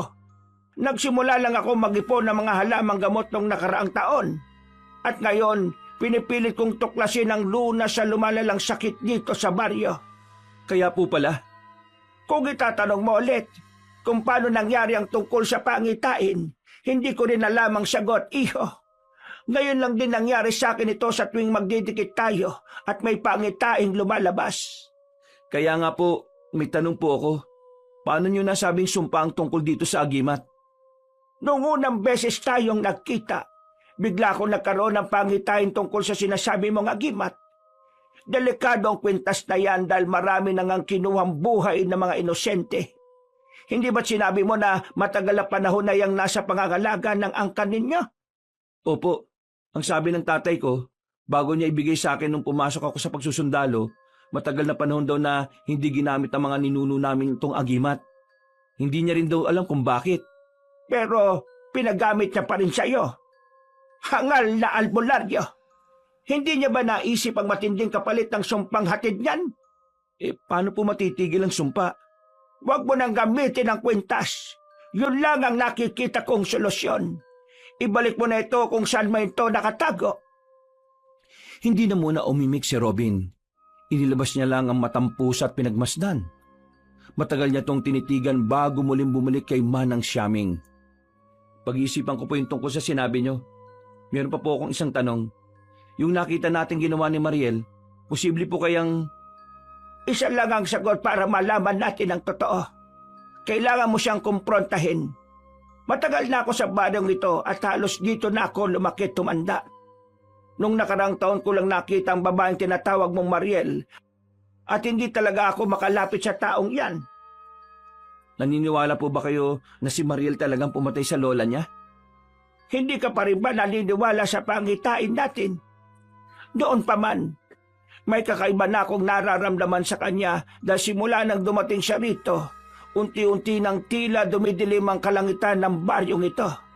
Kung ganun po, nakikita niyo rin po yung nakikita ko sa ibabaw ng baryo? Oo, sinyalis yun na may puwersa na kanilimang namamayani sa lugar na ito. At malakas ang hinala ko na may kinalaman talaga ang babaeng yon. Sa palagay niyo po ba, may kinalaman si Mariel sa masamang nangyayari rito sa baryo? Kahit po yung paglaganap ng sakit? Tama, pero hindi natin malalaman yan kung pareho lang tayong nakatunganga rito. Kung meron kang naiisip na hakbang, sabihin mo lang sa akin at baka meron akong maitulong. Pero binabalaan na kita dahil kailangan nating kumilos ng hindi nalalaman ng nakararami. Hindi ordinaryo ang nangyayari rito sa baryo. Kaya mahihirapang paniwalaan ng iba ang tungkol dito. Mas mabuti kung tayo lang munang makakalam ng mga hakbang na gagawin natin. Naintindihan ko po. Salamat sa mga sinabi niyo, Manang. Napakalaking tulong po nito sa akin at sa kapakanan ng baryo. Simula ngayon ay mas lalo ka nang mag-ingat. Opo, kayo rin po. Pagbalik ni Robin sa himpilan ay abala na ang mga kapwa niya sundalo. Bukod kasi sa pagsalakay na naman ng mga rebelde ay mas tumaas din ang bilang ng mga sundalong tinamaan ng sakit. Ang mas nakakalungkot pa nga ay dahil merong namatay na isa na malapit sa kanya na si Private Hood. Nanlulumo man ay wala na silang magawa para makapagluksa. Bakit pati si Buddy Hood? Napakabait ng taong yun at napakalakas. Paanong sa isang klase ng sakit lang mamamatay siya ng ganun? Hindi naman siya namatay dahil sa sakit. Ha? Anong ibig mo sabihin? Namatay siya kapalit ng ikatlumong buhay. Umalingaw-ngawang malademonyong halakhak na matampusa na biglang naglaho sa kadiliman. Dahil doon ay tila napabalikwas ng bangon si Robin. Sa kanya rin napagtanto na nasa barracks nga pala siya kasamang iba pang kapwa sundalo. Dahil sa pangyayari ay nag-abiso ang nasa itaas na pansamantala silang lumikas para hindi maapektuhan ang lumalalang sitwasyon sa baryo. Nagtataka lang din ang karamihan dahil parang walang aksyon mula sa kinauukulan patungkol dito. Hanggang sa makakumpirma na nga ni Robin ang totoo. Nakausap niya kasi si Sergeant at Arms at sikretong sinabi sa kanya na hindi pala ipinararating sa labas ng baryo ang tungkol sa nagaganap dito sa loob. Pero, Sir at Arms, paano po mga mamamayan kung aalis tayo dito? Mamamatay na lang po ba sila sa sakit na hindi man lang nalulunasan? Naiintindihan ko naman ang sentimiento mo, Private Robin. Pero sumusunod lang tayo sa protocol. Kung ganun po iiwan natin ang mga kapwa natin sundalo na naapektuhan ng sakit. Akala ko po ba walang iwanan? Hindi po ba itong isa sa moto ng mga sundalo? Pero bakit ngayon po labag yun sa sinumpaan nating tungkulin ang gagawin natin? We need to follow the orders. And that's final, Private Robin. Mamayang gabi na ang huling duty nyo. Nina Private Parap at Private Perty. Maliwanag? Kapag di kayo bumalik dito sa tamang oras, may iwan kayo. Sir, yes sir! Pagka-dismiss ay umalis kagad ang Ginoo habang si Robin naman ay napasuntok sa pader dahil sa inis. Inaalala niya rin kasi ang mga taong natitira sa baryo. Kung aalis sila at wala nang maiiwan ng medical team, siguradong kawawa lalo na ang mga bata. Paano na sila manang si Aming, si Mariel, at ang iba pang mga nasa baryo? Diyos ko po, tulungan mo kami rito. Diyos ko! Mabilis na lumipas ang oras. Habang nakatalaga sa barangay hall ay nakarinig ng malakas na sigaw si Robin mula sa labas. Agad siyang tumakbo na sinundan ni na Private Parap at Private Perty. At mula sa hindi kalayuan ay nakita nilang may isang bata na walang malay sa gilid ng kalsada. Nanlilisik ang mga sugat sa leeg nito na parang may matatalas ng ngipin na lumapa. Aswang ang gumawa nito at sigurado ako ron. Nakita ko na siya nung nakaraang gabi pa eh. Ilang gabi ko na siyang sinusundan-sundan. Hindi pa man natatapos ay nakita na nga nila ang sinasabing aswang. Sumulpot kasi yon at tumalon mula sa punong nasa kanan nila. Gulat na gulat sina Private Parap at Private Perty sa nakita. Ito kasi ang unang pagkakataon nilang makakita ng nakakatakot na nilalang. Malapaniki ang itsura, nakausli ang matutulis na tenga, matalim ang namumulang mga mata at nakausli ang matatalim na mga ngipin. Lubog ang ilong at ang dila ay mahabang napakanipis. Nangingintab ang katawan nito sa pagkaitim na parang nilangisan at ang pakpak ay parang isang napakalaking ibon. Dala na matinding pagkagulat ay walang ano-ano'y nakalabit ni Private para panggatilyo ng kanyang baril. Umalingaw-ngaw yon sa kadiliman ng gabi na umabot hanggang sa kampo. Marami ang naalarma pero ang aswang ay galit na silang inangilan bago tumalon palayo. Sinundan naman yon ni Robin at Parap. Samantalang si Perty ay naiwan dahil dinala niya ang batang sugatan sa barangay hall.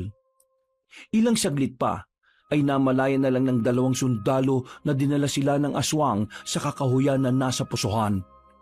Natagpuan nila roon si Mariel na nakatingala sa buwan na ngayon ay bilog na bilog. Mariel, Bilog na bilog ang buwan, ano? umuwi ka na sa bahay niyo. May nakita kaming aswang. Natigilan na si Robin matapos mapagtanto na puno ng mantsa ng dugo ang damit ni Mariel. At nanlaki mga mata niya nang maalala ang napag-usapan nila ni Manang Shaming nung nakaraang hapon. Kung ganun eh, totoo nga. Isa kang aswang. Napangiting lumingon ng dalaga at sa unang pagkakataon ay hindi na nito itinago ang totoong anyo. Isang mabangis na aswang na nagkukubli sa mukha ng isang magandang babae. Kagad inihanda ni na Robin at Parap ang kanilang mga baril at itinutok sa dalagang ngumiti lang sa kanila. Ngunit hindi yun ang ngiting nagpakilig sa kanya dati. Isa yung nakakatakot ng ngisi. Hindi lang ako isang aswang. Ako rin ang dahilan ng pagkakasakit sa baryong ito. Bakit mo yung ginagawa? Bakit mo sila binibigyan ng mga sakit? Hindi ko naman sila gusto bigyan ng sakit, Robin eh. Gusto ko sila maging katulad ko. Niyayanggaw ko sila. Pero pinipigilan ako ni Lola Zoraida at siya ang pumapatay sa mga taong niyayanggaw ko dahil ayaw niyang lumaganap ang lahi namin. Ngayong wala na siya, magagawa ko ng gusto ko. Magiging baryo na ito ng aswang. Kaya sana, wag mo na akong kalabanin. Sumama ka na lang sa akin. Ikaw ang magiging katuwang ko at magsasama na tayo habang buhay. Pasensya na pero hindi kita papayagan sa gusto mong gawin. Kung ganon, kakalabanin mo rin pala ako. Sige, kung yan ang gusto mo, papatay na lang kita at yayang gawin katulad ng iba. Isang matinding sagupaan ang sumiklab. Mabilis ang galaw ni Mariel na tila anino na lumilipad sa hangin. Lumundag siya kay Robin na agad namang nakaiwas at nagpaputok ng baril. Ngunit tila hindi tinatablan ng bala ang katawan ng dalaga. Si Private Parap naman ang sumunod na sumugod. Nagpaputok din siya ng baril at nang tumamas tagiliran ng dalagang aswang ay umangil yun sa galit. Patay ko kayong dalawa! Mabilis na bumulusok ang aswang pero hindi na to nakaporma nang dumating si Private Perty. Nagpaulan din siya ng bala at sapul na sapul ang dalagang aswang. Nagpatuloy ang kanilang labanan. 3 sundalo laban sa isang aswang. Dumadagundong ang bawat putok. Pumapaimbulog ang bawat talon ni Mariel. At sa huli, gamit ang matalim na kutsilyo at gabay ng agimat, natuluyan ni Robin na saksakin sa dibdib ang dalaga. Napahiyaw si Mariel ng malakas bago tuluyang nagliyab ang kanyang katawan. Nawala lang siya kaya hindi nila alam kung natupok ba ng apoy ang dalaga o nakaligtas. Hingal na hingal si Robin habang nakatayo siya sa gitna ng dilim. Hawak ang kutsilyo at ang agimat na kumikisla pa. Sina Private Parap at Perty naman ay nasa likuran lang niya habang umaantabay. Tapos na ba? Napatay na ba natin siya? Napakibit balikat lang ang kasama niyang mga sundalo na hindi rin alam kung anong isasagot. At habang nasa ganon silang posisyon, ay biglang tumunog ang radyo nila. Narinig nila ang boses ni Sergeant at Arms kaya naging alerto sila. All units, we need backup. Biglang nag-hysterical ang mga sundalong naapektuhan ng sakit. Nagwawala sila at ilan sa mga medical unit natin ang nasaktan. May mga kinagat sila sa leeg. Naloko na. Ito ni sinasabi ni Mariel na niyanggaw niya. Tara na mga kasama, magmadali tayong bumalik sa kampo para tumulong sa kanila. Walang inaksayang oras sina Robin, Parap at Perty. Nagmadali sila para makabalik sa kampo pero natigilan lang din dahil dumating si Manang Siaming. Robin, at kayo mga sundalo, tulungan niyo ako. Nakikita niyo na meron akong dalang bayong, nakatunganga lang kayo dyan. Pasensya na po, Manang. Ano po ba itong mga dala ninyo? Naramdaman kong may kakaibang nangyayari sa paligid. Kaya nilabas ko na to at nakita ko kayong kasagupang aswang. Hindi niyo pa napatay si Mariel. Ramdam ko pa rin ang madilim niyang puwersa at kung titingnan ng langit, hindi pa rin nawawala ang kadilimang bumabalot sa buong baryo. Ano nga po yung mga nasa bayong? Mga halamang gamot na makakatulong sa atin para sagipin ang mga taong ginawa ng masama ni Mariel. Natapos ko na rin sa wakas, pero hindi ko pa nasusubukan ito. Ngayon pa lang natin malalaman kung mabisa o hindi. Kung ganun po pala pakikipagsapalaran pa rin ang gagawin natin, Manang. Mas ayos nang subukan natin kesa wala tayong gawin, hindi ba? Nagkatinginan lang ang tatlong sundalo at pagharap nila uli sa matandang babae, ay saka sila napatango. O ano na? Tutunga nga lang talaga kayo dyan at hindi niyo ako tutulungan? Pasensya na po. Binitbit na nga lang ng tatlong binata ang laman ng bayong.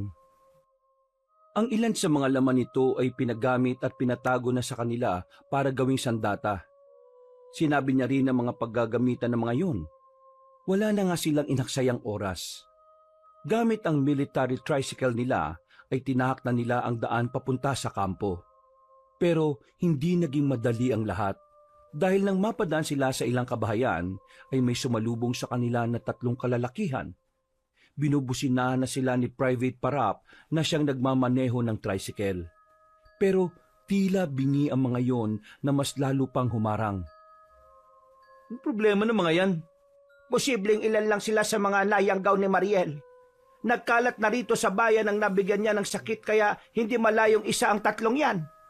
Ano pong gagawin natin? Hindi natin sila pwedeng sagasan dahil siguradong masasaktan sila.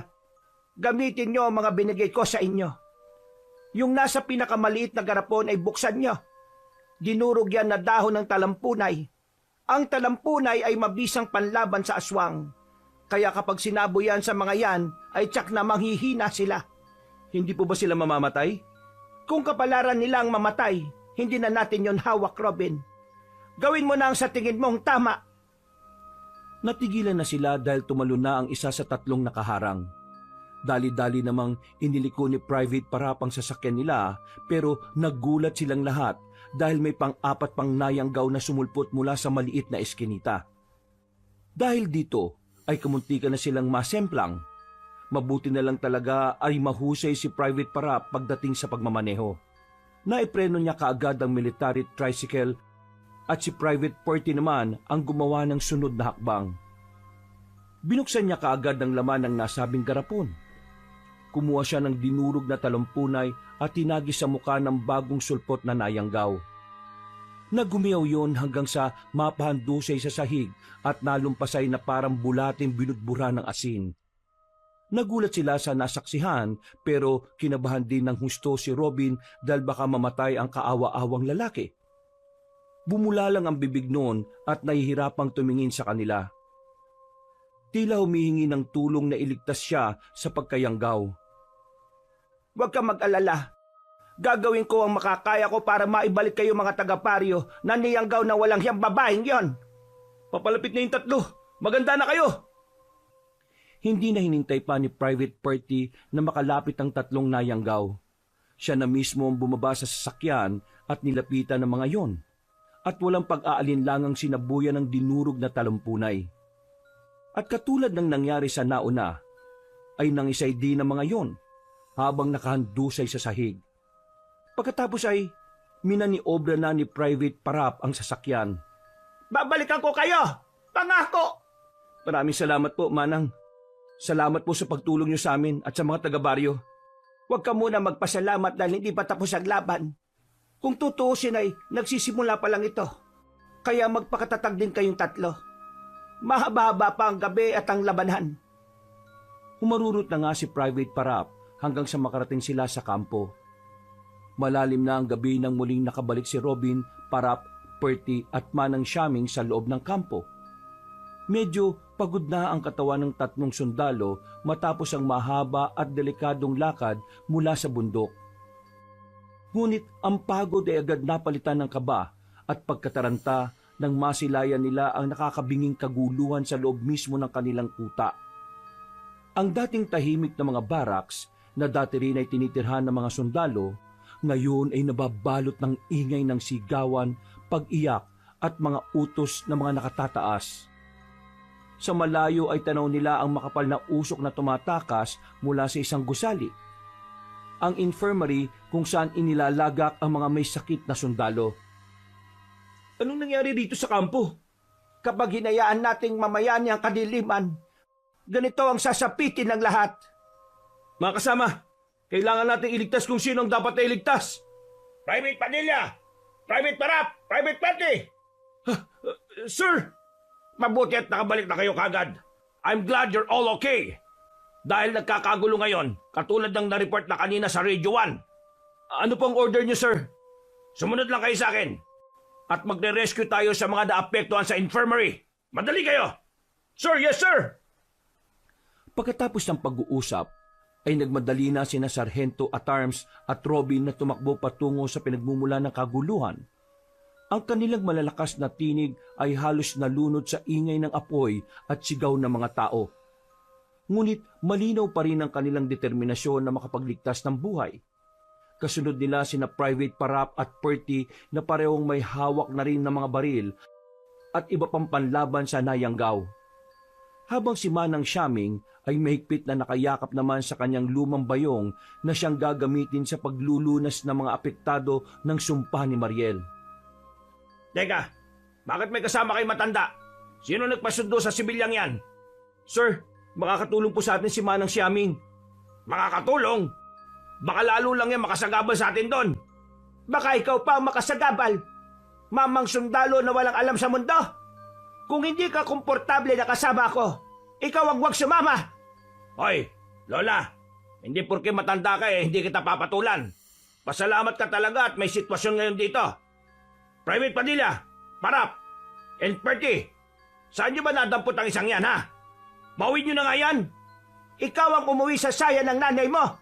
Sutil kang sundalo ka. Huwag na po kayo magtalo dahil hindi po ngayon ang oras para dyan. Sir, magtiwala po kayo sa akin. Malaking tulong po sa atin ngayon si Manang Siaming. At kung makasagabal man siya sa atin, ako mismo ang magpapalis sa kanya. Pero hindi po siya magiging sagabal. Ako na po nagsasabi sa inyo. Sumang-ayon din sina Private Parap at Perty kaya napaisbid na lang ang sarhento at nagtuloy-tuloy na sila. Habang papalapit sila ay unti-unting lumilinaw ang tanawin. Ang infirmary ay kalahati na ang nababalot ng apoy. Ang bubong nito ay naglilib na ng husto. Habang ang ilang sundalo ay pilit inaapula ang apoy gamit ang tubig mula sa mga drum at tabo. Ngunit higit pa sa apoy ang nakakapangilabot na eksena dahil ang mga sundalong dating nakaratay sa sakit, ngayon ay tumayo at gumagala-gala sa paligid na parabang wala na sa sariling katinuan o pagkatao. Ang kanilang mga balat ay nangingitim. Ang mga mata ay nanlilisik at kumikislap sa mapulang liwanag. Ang ilan ay gumagapang. Ang iba naman ay nakatayo na tila walang sakit. Ngunit lahat ay may iisang ekspresyon. Pagkagutom, galit at pagnanasa sa sariwang dugo at karne ng tao. Ang lala nito, Manang. May ideya ba kayo kung anong nangyayari? Yes, sir. Kung ganon, anong nangyayari sa mga sundalong yan? Para silang sinaniban ng masamang espiritu. Hindi yan basta sanib lang. Sila ay mga Nayanggaw. Si Mariel ang dahilan ng lahat ng ito kung bakit ang mga taga-baryo at ang ilang sundalo ay Nayanggaw. Nayanggaw? Ano yun? Ibig sabihin, ginamitan sila ng espesyal na laway ng aswang para mahawa sa pagiging aswang. Sa ngayon, mga bubot na aswang pa lang sila, pero sa oras na makatikim na sila ng sariwang dugo at karne ng tao, mahihirapan na tayo dahil mas babagsik sila. Aswang? Totoo ba ito mga sinasabi mo? Yes, sir. Mahirap mang paniwalaan, pero totoo pong lahat ng ito. Saksi kami ni Private Parap at Private Party. Dahil nakasagupan namin mismo ang babaeng gumawa nito sa mga taga-baryo. Hindi lang po rito sa kampo natin nagaganap ito, kundi pati na rin mismo sa baryo. Kung ganon, hindi pala delikadong sakit ang kumakalat sa lugar na ito. Tama po, sir. Tama na muna ang satsat. Asikasuhin nyo na ang mga sundalo bago pa sila makapaghasik ng lagim at tuloy ang maging isang ganap na aswang. Kung ganon, dapat na sila mamatay. Sir, hindi natin pwede basta patayin ang mga yan. Mga kasamahan natin sila at mga sundalo. Tandaan nyo na nasa ilalim lang sila ng sumpa at nandito si Manang Siaming na handang tumulong sa atin sa abot ng kanyang makakaya. Manang, paumanhin po sa inasal ko kanina. Malaking tulong ka ngayon kaya po protektahan ka namin. At katulad ng sinabi mo, Private Padilla, hindi natin sila papatayin. Pahihinain lang natin sila hanggang sa muling malunasan. Yes po, sir. Kung ganon, maganda na kayo lahat. Nagsigawan na sila bilang pagsang-ayon. Tumango si Robin at sinikap na hindi matakot. Kahit na ang bawat yabag ng mga nilalang na ito ay nagdudulot ng pangamba. Hinigpitan niya ang hawak sa kanyang sandata at nagsimula na silang sumalakay. Sumagot naman si Manang Siaming ng mababa ngunit malinaw na tinig habang tumatakbo sa kanilang likuran para magpaalala. Mga sundalo, hindi sila lubusang nawala sa kanilang katinuan. Ang katawan nila ay nilamon ng sumpa, pero kaya ko silang gamutin. Kailangan lang ninyo silang pabagsakin. Huwag niyong hayaang makalapit sa akin hanggang matapos ko ang ritual. Pagdating nila sa harap ng infirmary, sinalubong agad sila ng 3 nayanggaw na sundalo. Ang una ay mabilis na sumugod. Ang kukunon ay mahaba at kumikislap na parang nagniningning sa apoy. Handang punitin ang sinumang madaanan. Umamba si Robin at sinalubong ang galaw ng sundalong nayanggaw. Sa isang mabilis na iwas ay tumagilid siya at itinulak ang katawan nito. Gamit ang buong lakas ng kanyang balikat. Napahandusay ang nayanggaw, ngunit agad din bumangon na parang walang naramdaman. Mga kasama, sa hita! Binibigyan ko kayo ng pahintulot na sugatan sila sa hita! Madali kayo! Sir, yes sir! Kagad nga silang sumunod sa utos. Binaliktad ni Robin ang baril at gamit ang bandang lagayan ng magasin ay hinampas niya ang binti ng sundalong nayanggaw. Dahilan para tuluyang bumagsak yon sa lupa. Habang pumapalag ang iba, ay mabilis namang sumugod si Sergeant at Arms at pinilipit ang mga braso ng iilan. Pinulupot ang sinturon upang hindi na makagalaw hanggang sa tumalima na ang mga yon. Samantala, ay may 2 nayanggaw pa ang lumapit. Ang isa ay tumalon kay Private Parap, ngunit maagap siyang nakailag at itinulak yon pabalik gamit ang pagsipa. Si Private Party naman ay halos mahulog ng muntikan ng siyang kagatin sa leeg ng isa pa, ngunit nahila siya ni Robin sa oras. Muntik na siyang mabitag ngunit hindi nila hinayaang bumigay. Pagtayo ni Private Party ay hinagisan niya kaagad ng dinurog na talampunay ang sundalong nayanggaw. Kitang-kita ni Sargento at Arms kung paano mangisay na parang bulating binudbura ng asin ng sundalo. Gulat na gulat siya dahil ito ang unang pagkakataon na makakita siya ng ganon. Anong nangyari sa kanya? Ang sinabi ng tauhan mo ay isang uri ng halamang gamot na kinatatakutan ng mga aswang. Kung ganap siyang aswang, kapag sinabuyan siya nito, ay tsak ang kanyang kamatayan. Paano yung sundalo? Baka mapahamak. Huwag ka mag-alala dahil hindi siya mapapano. Dalhin niyo na sa akin ang lahat ng mga napataliman niyong nayanggaw. Pagkatango ng sarhento ay tumulong na rin siya sa pagkuha sa mga nayanggaw ng mga sundalo. Patuloy naman ang pag-apula ng apoy ng iba. Nang nasa tapat na ang karamihan sa biktima ng nayanggaw, ay tumango si Manang Siaming at inilipag ang kanyang bayong sa lupa. Mabilis niyang inilabas ang mga dahon ng sambong. Abo mula sa sunog na uling at ilang bote ng langis na may matapang na amoy. Habang pinapahid ito sa noon ng mga nayanggaw, ay nagbibigkas siya ng mga sinaunang orasyon. Para lang siyang bumubulong ng hangin, ngunit ramdam ng lahat ng normal na tao sa buong paligid ang kilabot. Dala ng bigat ng pinakakawalan niyang kapangyarihan. Ngunit hindi natapos doon ang lahat. Dahil mula sa likuran ng infirmary ay lumabas pa ang mahigit lagpas 10 nayanggaw. Lahat ay sabay-sabay na umatungal.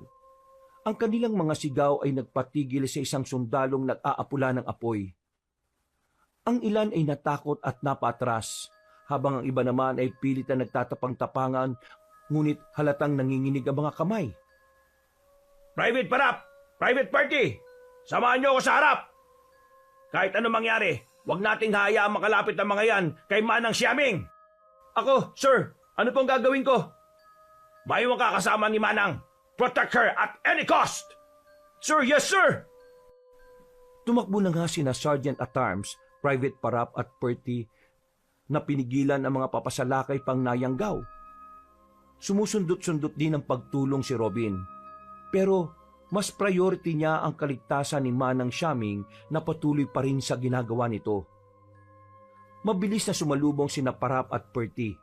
Pinagsabay nila ang 2 hampas ng baril at ang pagsaboy ng dinurog na talampunay. Isa ang tumama sa balikat, dahilan para mapatigil ang paglusob ng unang halimaw. Ang ikalawa naman ay nakaiwas, ngunit nasangga ito ni Sergeant at Arms na may hawak na bakal na pamalo. Tumama ang matibay na palo sa dibdib nito at napatras ito ng bahagya. Pinagsasabuyan na nila lahat ng mga nandoon hanggang sa humandusay na lang din. Ilang minuto pa ang lumipas, ang paligid ng infirmary ay naging parang larangan ng digmaan. Ang mga nayanggaw ay hindi tinabla ng karaniwang atake ng ilang sundalo na tumulong at walang alam sa nangyayari.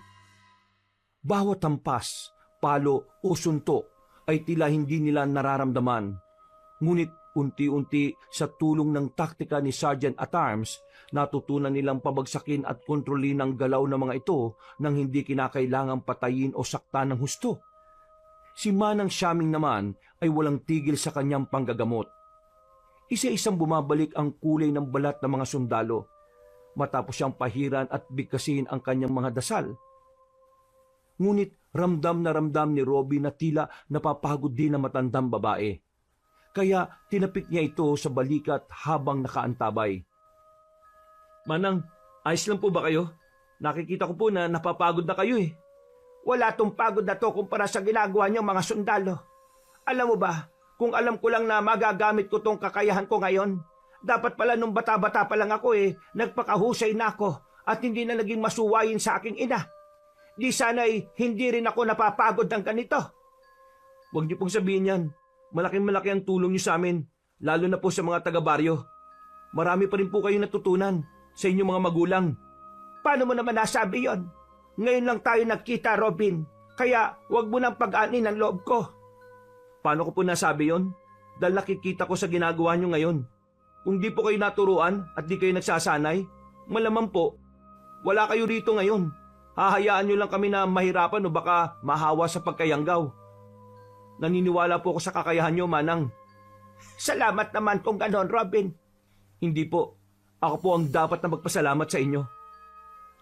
Natigilan na sila sa pag-uusap dahil isang nayanggaw ang biglang sumulpot sa kung saan at sumalakay. Mabuti at napabagsak kagad yun ni Robin. Matapos ang halos 1 oras na walang humpay na labanan, unti-unting napawi ang kaguluhan. Ang mga nayanggaw na sundalo ay bumagsak sa lupa at dinala lahat kay Manang Xiaming. Nang matapos ng matandang babaeng babaylan ng kanyang huling ritual, ganun na nga lang ang gulat ni na Sergeant at Arms, Robin, Parap at Perty sa nasaksihan. Nagbalik nga sa normal ang naapektuhan ng pagkayanggaw at pagdilat ng mga mata ay wala na silang maalala sa mga nangyari. Tila sa isang iglap ay bumalik ang katahimikan sa buong kampo. Ang usok mula sa nasunog na bahagi ng infirmary ay unti-unting napalitan ng lamig ng gabi at amoy ng abo. Huminga ng malalim si Sergeant at Arms habang nakatanaw sa malayo. Natapos din. Pero pag kayo makampante, katulad ng sinabi ko kay Robin, hindi pa patay si Mariel. Nararamdaman ko na may plano pa siyang magbalik para sa mas balak. Hindi pa nawawala ang kadiliman sa ibabaw ng baryo. Kaya sigurado kong hindi pa tapos ito. Ano pong ibig niyo sabihin? Sino po ba yung Mariel na yan? Sir, tama po si Manang Xiaming. hindi pa tapos ang laban na ito. Kaya po sana, wag muna tayong umalis sa lugar na ito, katulad ng mungkahi sa atin. Kailangan po tayo ng mga taga-baryo. Kung ganun kakausapin ko ang superior para mapakiusapan. Sa ngayon, magpunta na muna kayo sa baryo para matulungan ng mga nayanggaw doon. Kami na ang bahala rito. Sir, yes sir! Nang tuluyan ng maayos ang gulo sa kampo, ay tumulong na nga si Robin, Parap at Perty sa pagpapagaling ng mga nayanggaw sa baryo. At halos magdamag silang sumama sa operasyon, katulong sina Kapitan Dennis Adilap at ang iba pang opisyal. May mga opisyal na tumakas na pero hinayaan na lang din ito. At bago sumikat ang araw, ay napatalima na nila ang lahat ng mga nayanggaw sa baryo. Galak na galak ang mga tao at lubos ang pagpapasalamat kina Robin, Parap at Perry dahil sa pagtulong. Huwag po kayong magpasalamat sa amin, mga mamamayan sa baryong to. Ang dapat niyo po napasalamatan ay si Manang Siaming dahil siya po ang nagbigay lunas sa mga miyembro ng pamilya niyo na niyanggaw ni Mariel. Opo, nakakagulat man pero totoo ang sinasabi ko. Nadiskubre namin na ang tinitingala niyong magandang babae, kinahuhumalingan at inaakalang mabait ay isa palang mapanlinlang. Aaminin ko rin po na ako man nahulog sa kagandahan niya. Pero bago pa niya ako mabiktima, ay ipinakita na sa akin ng Diyos ang totoo niyang kulay. Gulat na gulat ang mga tao sa kanilang narinig patungkol kay Mariel. Kilalang kilala kasi ang dalaga sa kanilang lugar bilang isang mabait at mayuming babae. Pero pakitang tao lang pala ito dahil sa masama niyang balak. Nagapi namin siya, pero hindi namin siya tuluyang natalo. Kaya kung maaari sana, hihingi kami ng tulong at kooperasyon mula sa inyo. Siguradong babalik ang aswang na iyon at magdadala siya ng mas matinding kasamaan sa baryong ito. Dito na ako tumanda sa lugar na ito kaya hindi ako papayag na wasakin niya lang ng basta-basta ang ating baryo. Maganda tayo at makakaasa kayo na ako ang makakatulong ninyo, mga minamahal kong taga-baryo. Dahil doon ay naghiyawan ng mga taong punong-puno ng determinasyon na ipagtanggol ang kanilang baryo laban sa masamang nilalang. At mabilis ang pagdaan ng araw. Mainit ang sikat ng araw na muling bumalik ang katahimikan sa baryo. 1 linggo na ang lumipas mula ng huling nagkagulo dahil sa sakit na inakala ng lahat ay nakakahawa. Pero sa tulong ng mga sundalo at ni Manang Siaming, bumalik ang normal na daloy ng buhay. Ang mga bata ay muling nakakapaglaro na sa gitna ng kalsada. Ang mga matatanda naman ay bumabalik na rin sa kanilang mga bukirin. At ang mga mangingisda naman ay nagsisimula ng bumiyahe sa ilog. Ngunit sa kabila ng katahimikan ay naroroon pa rin ang mga sundalo. Ang ilan ay pinauwi na ng kanilang commander, ngunit nanatili roon ang grupo nila Sergeant at Arms kasama sina Private Padilla, Private Parap at Private Perty. May ilang dagdag na sundalo ring naiwan. Alam nilang hindi pa tapos ang laban. Sapagkat bukod sa banta ng aswang na si Mariel, ay may isa pang panganib na mas mabangis at organisado na naghihintay lang ulit ng tamang tiyempo. Ito ay walang iba kundi ang mga rebelde. Pasado 3:00 ng hapon ay muling nakatipon ang mga sundalo para pag-usapan ng isang bagay.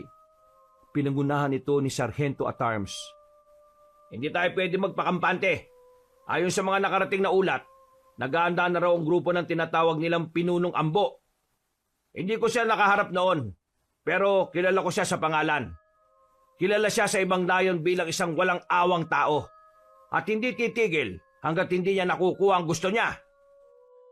Tahimik lang na nakikinig si Robin. Nakasalampak siya sa isang sulok habang hawak ang nakakwinta sa kanyang matampusa. Ramdam niyang muli na namang lalapit ang panganib. Ngunit hindi siya natatakot. Ang mas pinoproblema niya ay ang payo ni Mang Siaming na huwag nang gamitin ang agimat. Dahil tuloy dito, ay tila naglaro na naman ng kanyang isip. Hindi na niya halos naiintindihan ang mga sinasabi ng sarhento. Paano kung ito lang talaga ang paraan para makaligtas kami? Anong paano? Ang matampusa lang talaga ang tanging paraan para makaligtas ka. Ang ibig ko sabihin, kayo. Kaya wag na wag mo nang pakikinggan ang sinasabi ng matandang yon. Hindi porke babaylan siya, tama na ang kanyang sinasabi. Sino sila para utusan ng isang Robin? Tumigil ka na! May tanong pa ba kayo mga kasama?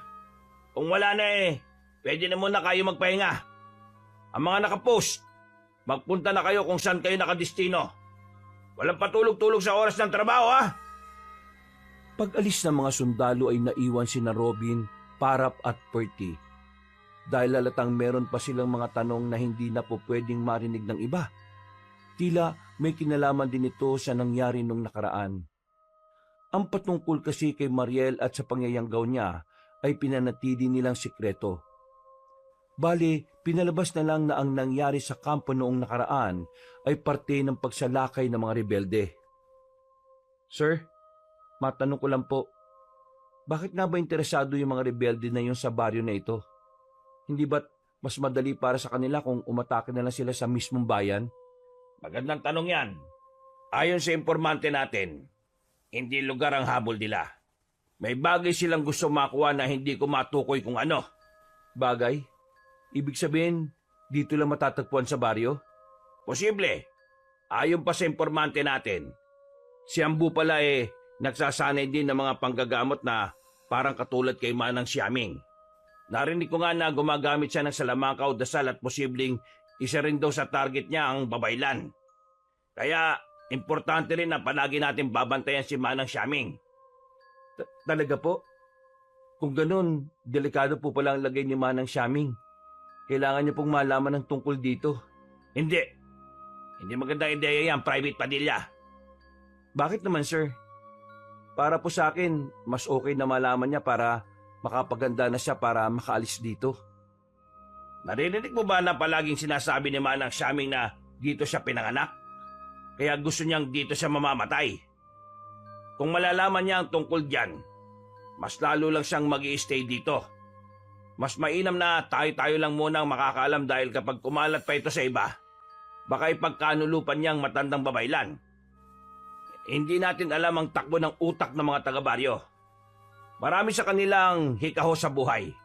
Kaya malaki ang posibilidad na makagawa sila ng hindi maganda para lang sa pera. Sa bagay, may punto kayo, sir. Makinig kayo mabuti. Private Parap at Private Perty. Kayong tatlo ang mga pinagkakatiwalaan ko kaya sa inyo ko inaatas ang misyon para maprotektahan si Manang Xiaming kahit na anong mangyari. Alalahanin ninyo na hindi lang rebelde ang kalaban natin kundi ang aswang na si Mariel. Walang dapat na masamang mangyari sa matandang babaylan hanggang hindi natin nahuhuli ang babaeng aswang. Sir, yes sir! Pagkatapos ng pag-uusap na yon, ay napahawak na naman si Robin sa agimat dahil tila meron siyang kakaibang nararamdaman sa paligid. Para bang nalalapit na ang pagbabadya na naman na masama. Dahil doon, wala namang duty kaya nagtungo siya sa bahay ni Manang Xiaming. Kinonsulta niya ang matandang babae para sa kanyang nararamdaman. Nararamdaman niyo rin po ba yung parang may kakaibang hatid ngayon ng simoy ng hangin sa baryo, Manang? Oo. Nung nakaraan ko pa yan nararamdaman. May tanong po ako, Manang. May ideya po ba kayo sa kung ano ang pake ng pinuno ng rebelde sa baryong to? Ang totoo niyan wala rin. Pero kilala ko si Ambo. Dahil minsan ko na siyang nakasama noon sa bundok. Pero hindi ko pa alam noon na pinuno pala siya ng mga rebelde. May husay din siya pagdating sa panggagamot. Ang alam ko nga isa siyang albularyo na mahilig sa mga anting-anting at agimat. Marami siyang alam dito na ginagamit niya para sa kasamaan. Ganun po ba? May chance po kaya na malaman natin ang pakay niya? Naalala niyo po ba yung nangyayari sa tuwing nagdidikit tayo ng mga kamay? Baka po sakaling pwede natin gawin yun at makakita tayo ng panibagong pangitain katulad noon. Gusto mo bang subukan? Opo sana Pero hindi ko po alam kung paano mangyayari yun.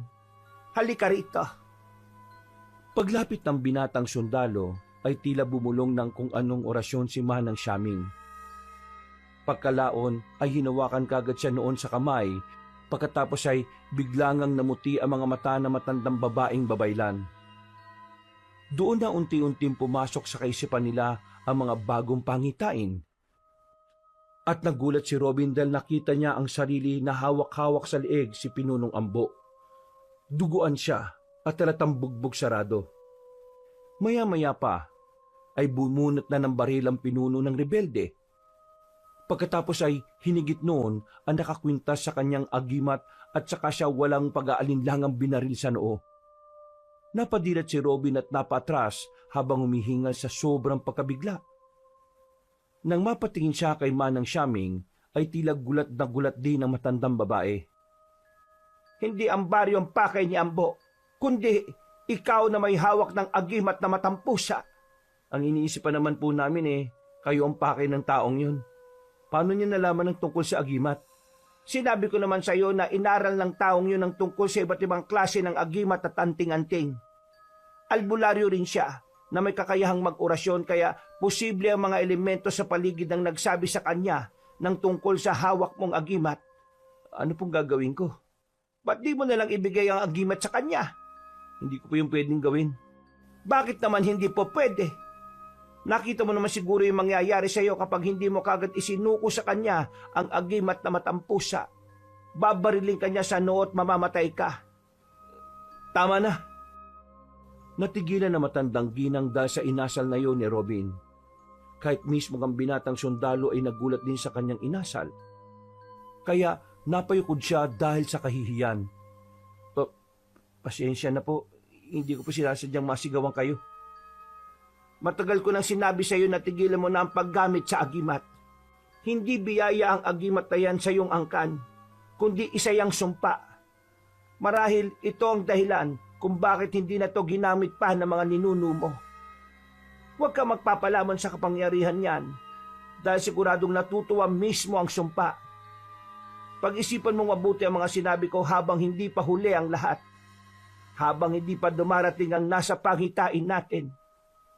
Salamat po sa oras niyo, Manang. Babalik na po ako sa kampo.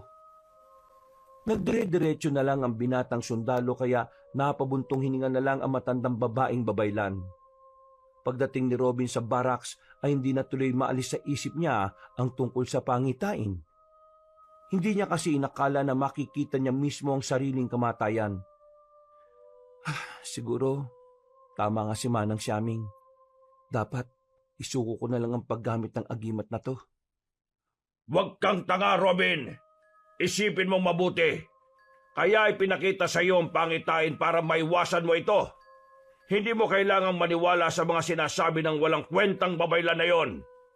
Hindi mo kailangang isuko ang agimat sa taong hindi naman marunong gumamit ng kapangyarihan nito. Ang agimat na matampusa ay nakalanlang sa inyong pamilya. Tanging kayo lang ang nakakagamit nito. Wala itong bisa sa ibang hindi nyo kadugo. Kaya sayang lang kung mapupunta sa kanya ang kapangyarihan ko. Mamamatay pa rin ang marami sa mga taga-baryo.